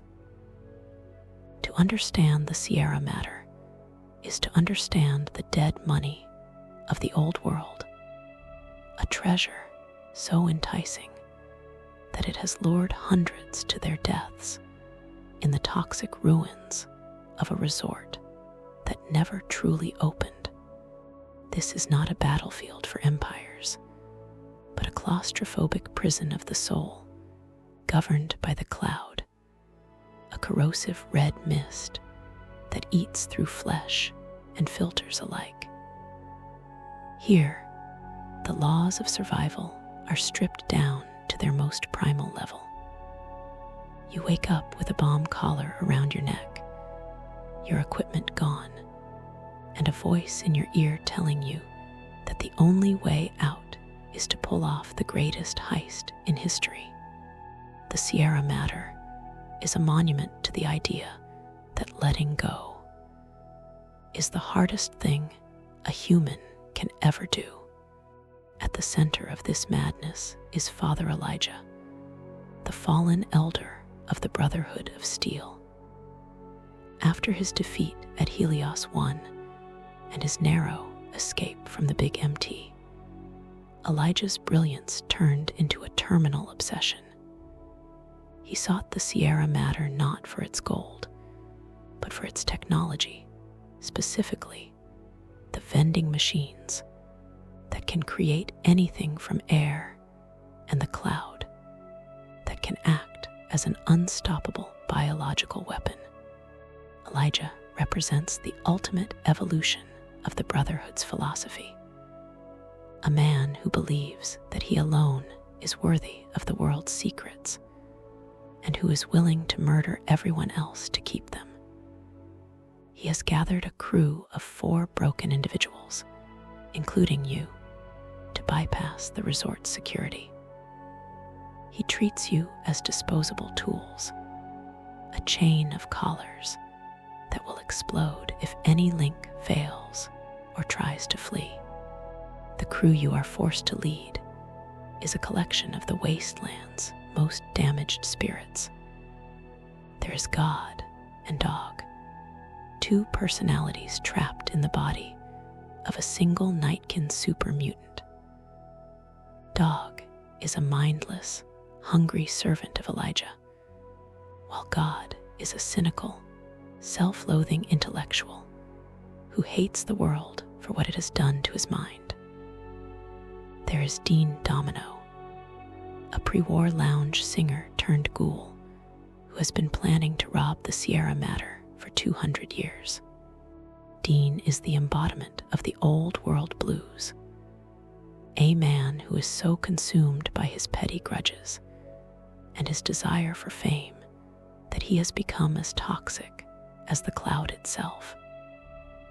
And then there is Christine Royce, the Brotherhood assassin whose voice was stolen by the think tank and whose body is a map of scars.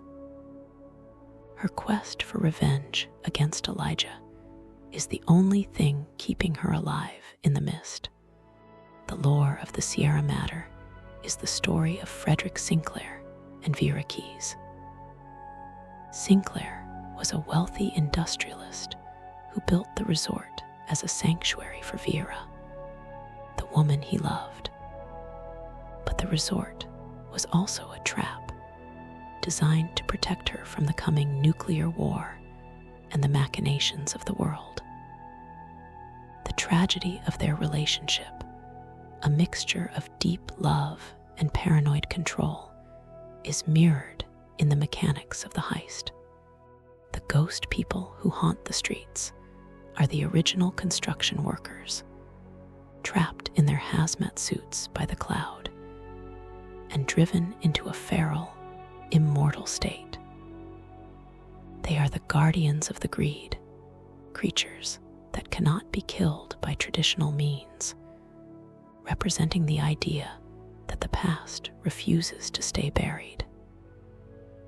Every bell that rings in the villa is a death knell for someone who couldn't leave the treasure behind. As you move through the villa toward the gala event, the atmosphere is one of crushing dread. The cloud limits your vision and drains your health, forcing you to move with a desperate, frantic energy. You find the Sierra Madre vending machines, which are perhaps the most advanced technology in the Fallout universe. They are matter recomposers that can turn chips into food, medicine, or ammunition. To Elijah, these machines are the key to a new world order where he controls all resources.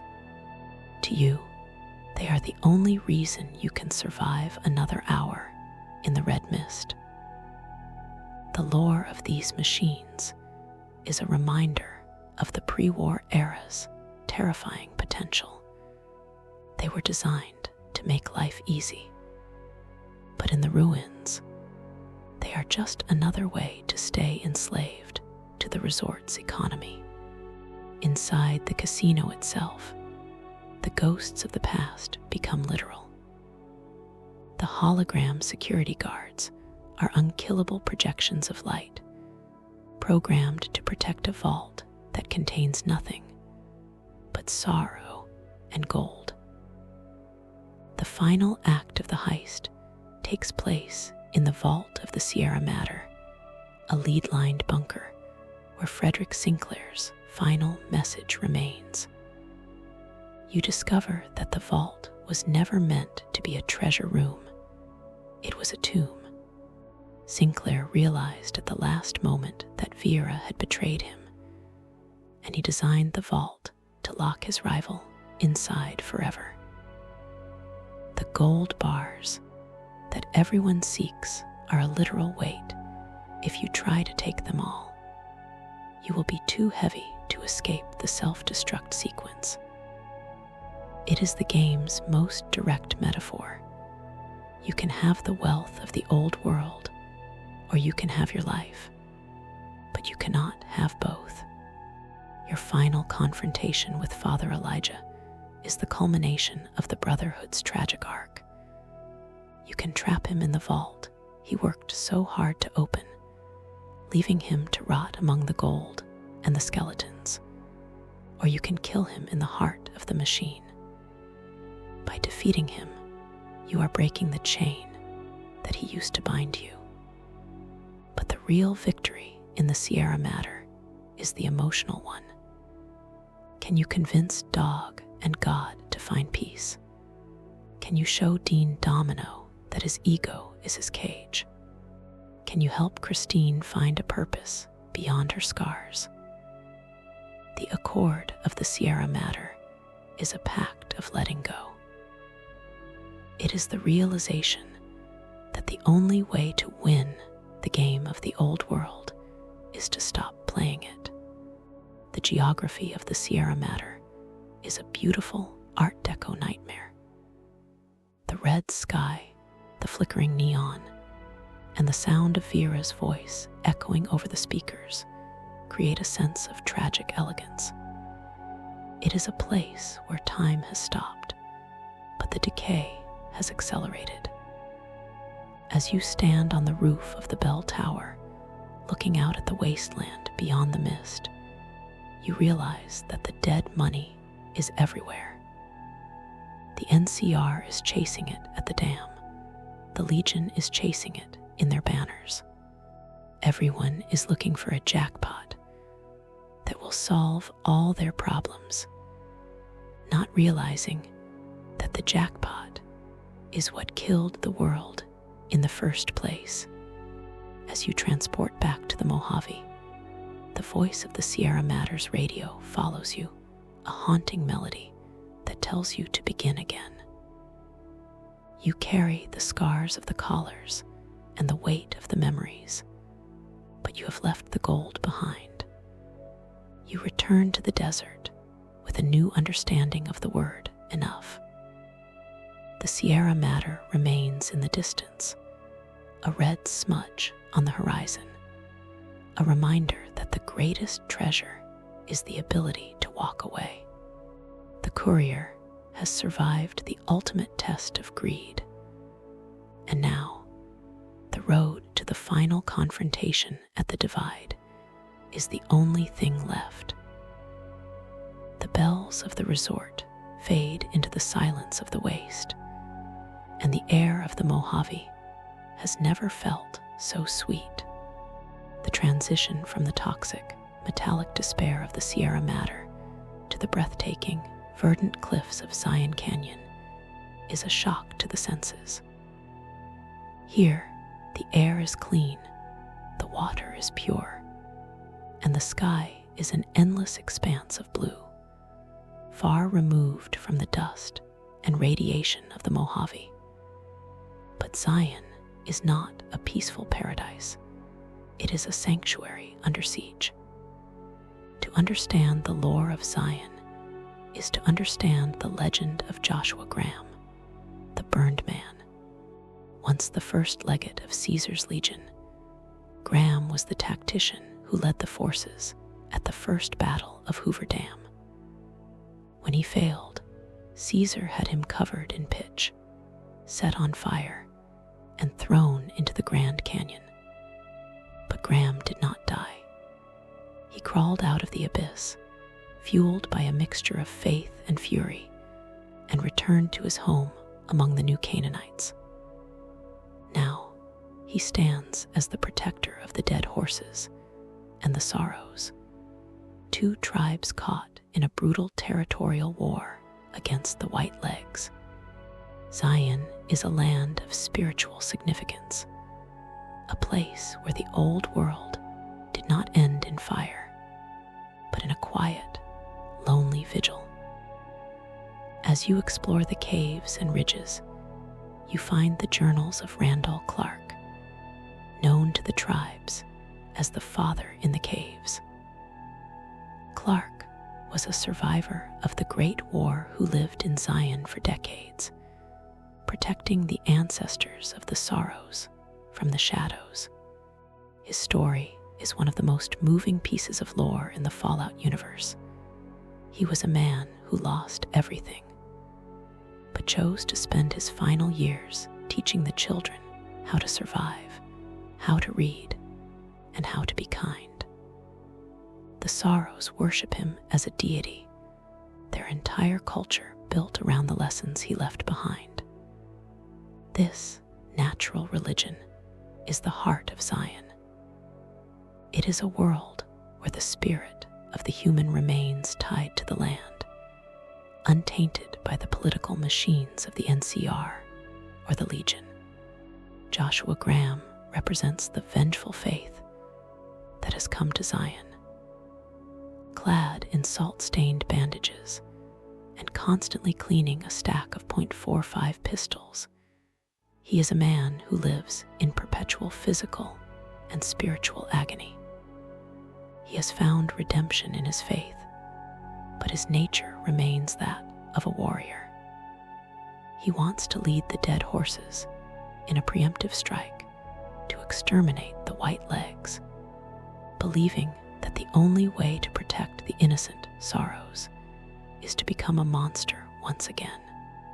Opposing him is Daniel, another new Canaanite who believes that the sorrows should flee Zion altogether to preserve their innocence. Daniel fears that if the sorrows are taught to fight and kill, they will lose the very thing that makes them special, the legacy of the Father in the caves. The choice you make in Zion is not just a military one.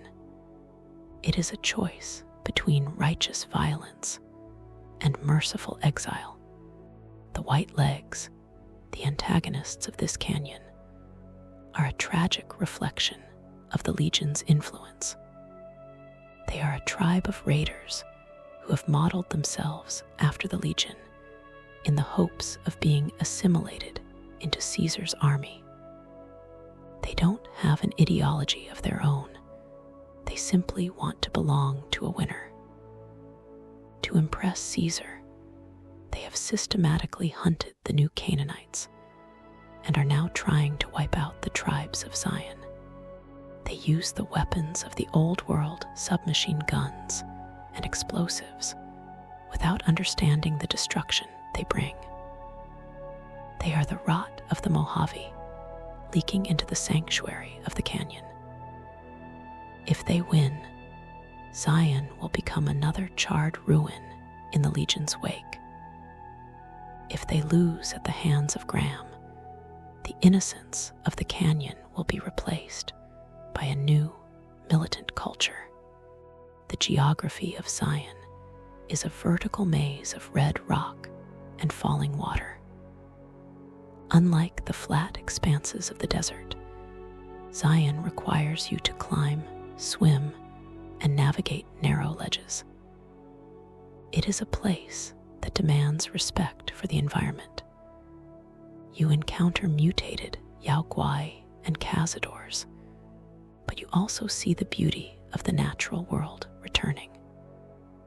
The accord of Zion is the relationship between the tribes and the ecosystem. The sorrows do not take more than they need, and they treat the caves of the Father as holy ground. When you find the remains of Randall Clark at the Long Neck Overlook, you realize that his ghost is the only thing that kept this place alive.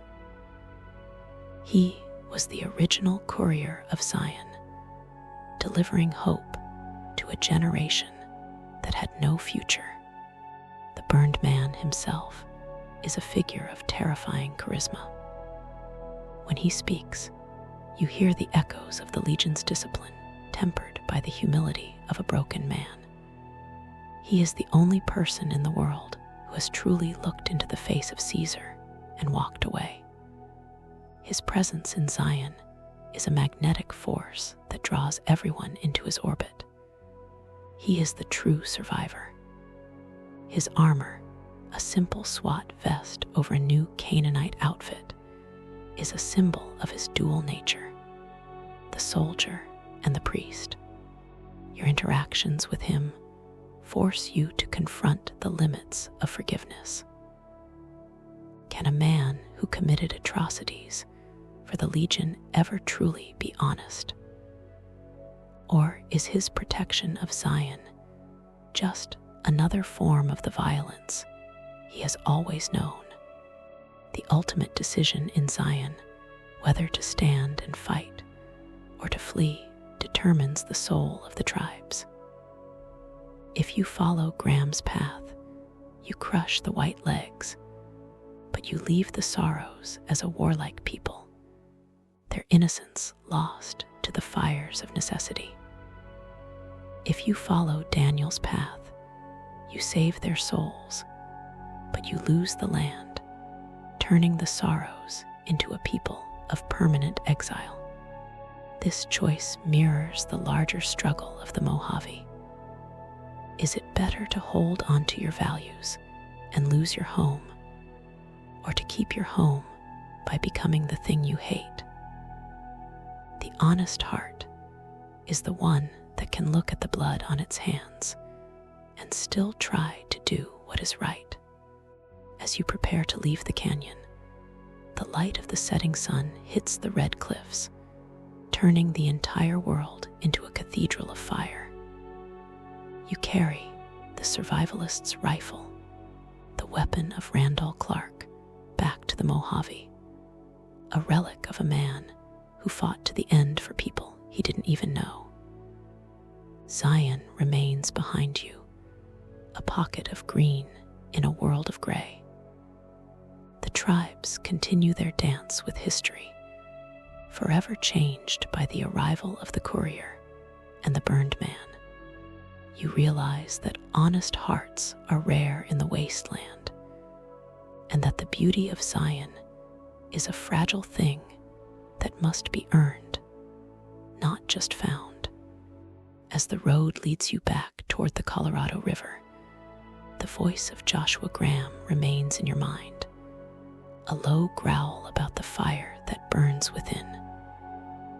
Zion was a reminder that even in the apocalypse, there are things worth protecting, not because they are powerful, but because they are good. The courier has seen the purity of the canyon and the fire of the man, and now the final road to the divide is the only path left. The water of the Virgin River is the last clean thing you will touch before the world breaks once again. The transition from the vibrant sanctuaries of Zion to the howling, skin-flaying winds of the divide is a journey into the epicenter of the courier's own forgotten history. This is the Lonesome Road, a path through a landscape so physically and spiritually scarred that even the Legion and the NCR fear to tread its depths. The divide is a place where the earth itself has been turned inside out by the detonation of subterranean nuclear silos, a catastrophe triggered by a package you delivered long ago. To understand the lore of the divide is to understand the concept of consequence.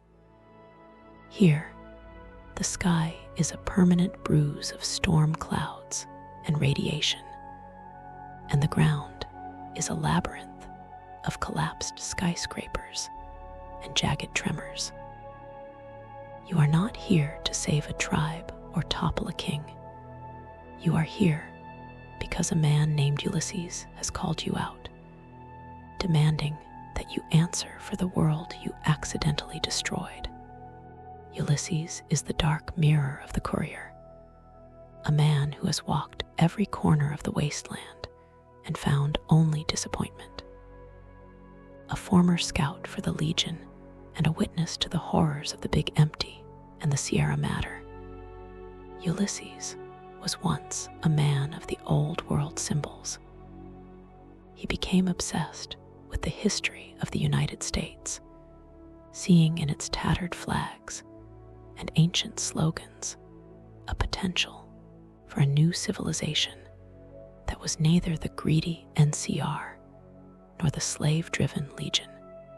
He found that potential in the settlement of the divide, a thriving community that grew along the trade routes you helped establish. But when you delivered a pre-war detonator from the NCR, the old world machines beneath the soil recognized the signal and woke up. The resulting explosions turned the divide into a graveyard. To Ulysses, you are the accidental destroyer, the one who killed the only future he believed in.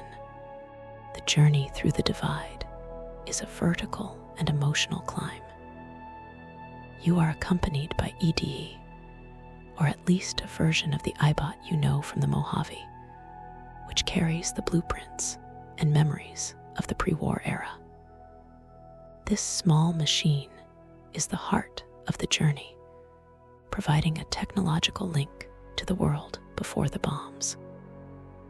As you move through the high road and the Ashton silo, you encounter the marked men, soldiers from both the NCR and the Legion who were trapped in the divide during the catastrophe. The radiation and the flaying winds have stripped the skin from their bodies, leaving them in a state of eternal, agonizing rage. They wear the symbols of their old factions, not out of loyalty, but because the fabric has fused to their raw flesh. They are the manifestation of the war, two sides of the same coin, united in their suffering and their hatred for the living. The lore of the tunnelers adds a layer of biological horror to the divide. These are creatures that evolved in the deep underground, disturbed by the nuclear tremors, and now rising to the surface. Ulysses warns that the tunnelers are a threat greater than the NCR and the Legion combined. They are an invasive species that will eventually swarm out of the divide and consume the Mojave. This serves as a metaphor for the unseen consequences of human action. While the giants fight over a dam, the earth itself is breeding a nightmare that doesn't care about flags or taxes. The divide is a glimpse into a future where the planet finally rejects humanity altogether.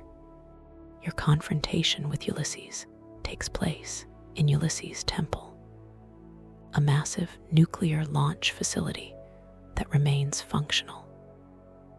Ulysses intends to launch the remaining missiles at the Long 15, the NCR's primary supply line, to cut the Republic off from the Mojave and force a total collapse of the current order. He believes that the only way to save the world is to reset it, to let the old giants die so that something new can grow from the ashes. He challenges you to justify your existence. He asks if you even remember the people you killed, or if you are just a tool that goes where it is told. This is the ultimate thematic peak of New Vegas, the struggle between the courier, the agent of change, and the message. The result of that change, the choice you make at the end of the lonesome road, is the most personal in the game. You can kill Ulysses, ending his crusade, but proving his point that you are an instrument of death. Or you can use your words and your shared history to convince him that the road ahead is more important than the road behind. If you spare him, he becomes a silent watcher of the divide, a man who finally understands that the symbol is not the flag, but the person who carries it. You also decide the fate of the missiles. You can stop the launch, or you can direct them at the NCR, the Legion, or both. These choices are the ultimate expression of your power. You have the ability to literally shape the map of the future with the push of a button. The chord of the divide is the acceptance of your own past. By walking the lonesome road, you have faced the ghosts of your own making and reclaimed your identity. You are no longer just a body that survived a bullet. You are the person who decided the fate of the divide. The items you carry back, the courier's duster, and the old world flag, are symbols of your autonomy. You have seen what happens when the machines of the past are used without wisdom, and you have seen the pain of a man who lost his home to a mistake. As you emerge from the divide and step back into the Mojave, the air feels different. The war for Hoover Dam is still waiting, but it feels smaller now. You have seen the end of the world, and you have survived it twice. The silhouette of the Lucky 38 and the roar of the river are reminders that the game is almost over. You carry the weight of the divide with you, a silent promise that the message you deliver at the dam will be one of your own choosing. The road was lonesome, but it led you to the truth. As the sun sets over the Mojave outpost, you look back toward the storm clouds of the east. Ulysses is still there, a ghost in the wind, and the missiles are still sleeping in the silos. You are the courier, and you have one last delivery to make. The Second Battle of Hoover Dam is no longer just a war between factions. It is the final paragraph in the story you have been writing since you woke up in Good Springs. The road ends at the water, and the world is waiting to see what you have to say. The culmination of every choice, every bullet spent, and every alliance forged brings you back to the concrete colossus that spans the Colorado River. The Second Battle of Hoover Dam is not merely a military engagement. It is the final reckoning for the Mojave. As the storm clouds from the divide dissipate, the air at the dam becomes electric with the sound of approaching vertibirds and the rhythmic chanting of legionaries. To understand the conclusion of the New Vegas saga is to understand that the dam is the axis mundi of the wasteland, whoever controls the flow of its water, and the spark of its electricity controls the heartbeat of the future. You stand at the center of this maelstrom, no longer a victim of a rigged game, but the player who has redefined the rules. The battle begins with a thunderous roar as the Legion's monster of the East, Legate Lanius, launches a full-scale assault on the NCR's defensive lines. The Republic, led by General Oliver, has dug in behind sandbags and snipers, prepared for a war of attrition. But the battle is chaotic and multifaceted. Depending on your journey, the sky might be filled with the heavy bombers of the boomers, raining fire on the Legion's camps, or the remnants of the Enclave might descend in a final, glorious display of pre-war air power to settle old scores.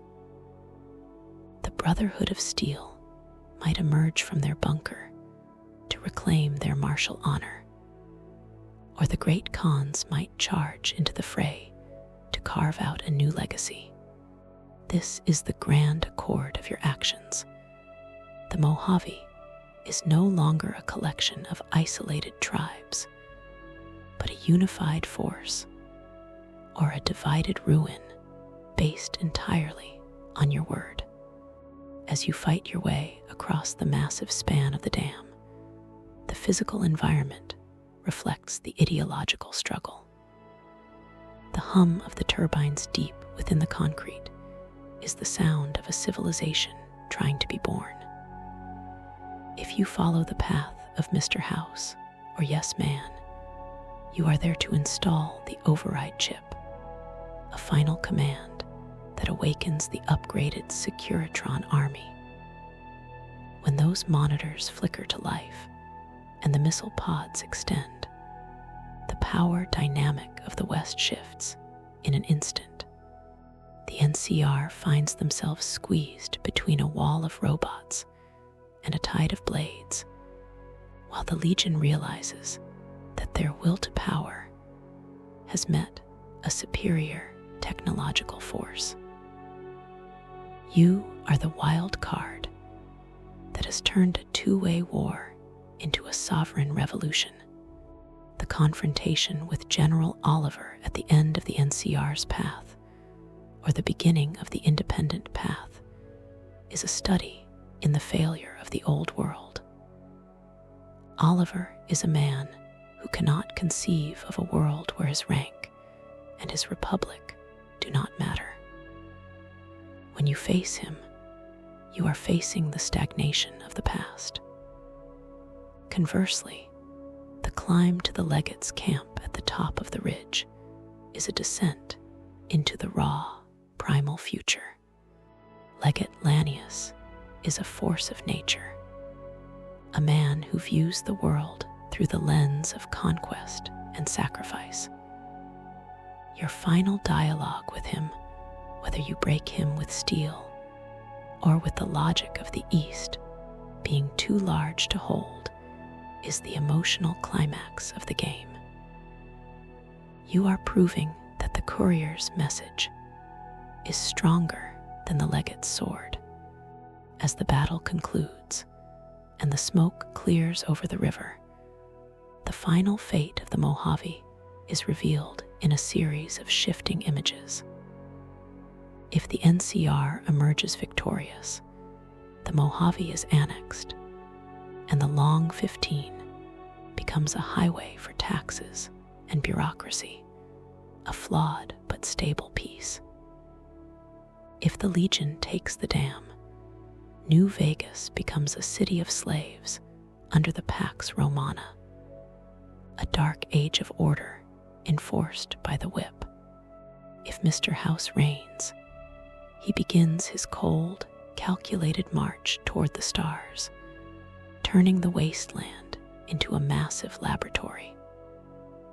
And if you chose the path of Yes Man, the Mojave becomes truly independent, a land of chaotic freedom where the people are no longer the subjects of distant masters, but the masters of their own lives, for better or for worse.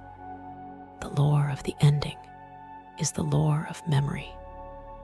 The narrator reminds us that the courier, who cheated death in the cemetery of Good Springs, cheated it once again.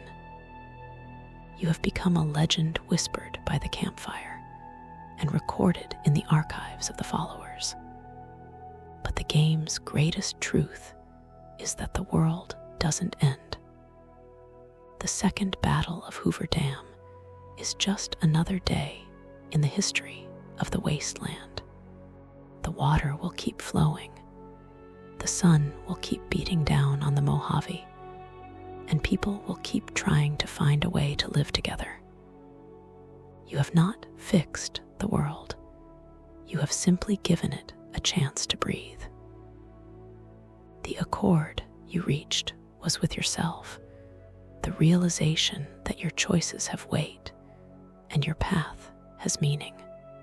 As you walk away from the dam, the silhouette of the lucky 38 fading into the twilight, you realize that the platinum chip was never the prize. The prize was the journey. You have seen the heights of human genius in the Big MT and the depths of human greed in the Sierra Madre. You have heard the voice of God in Zion and the voice of the end in the divide.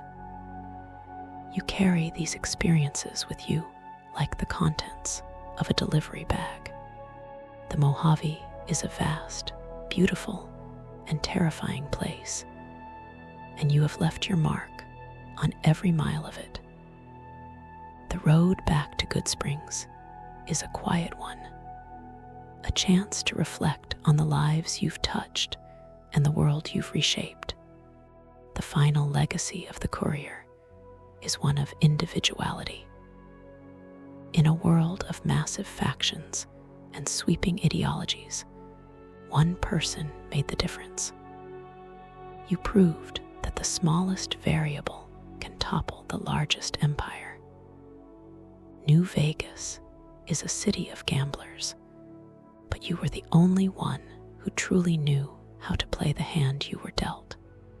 As the music of the wasteland plays one last time, you realize that the game was never rigged against you. It was simply waiting for someone brave enough to change the stakes. You are the courier, and your delivery is complete. The sun sets over the Colorado River, The neon lights of the strip flicker on, and the desert returns to its ancient, watchful silence. The war is over, but the story of the Mojave is just beginning. You look out over the horizon, toward the west, where the NCR retreats, or toward the east, where the Legion gathers its shadows, and you smile. You have walked the lonesome road and come out the other side. The accord is signed, the delivery is made, and the wasteland is finally, beautifully yours.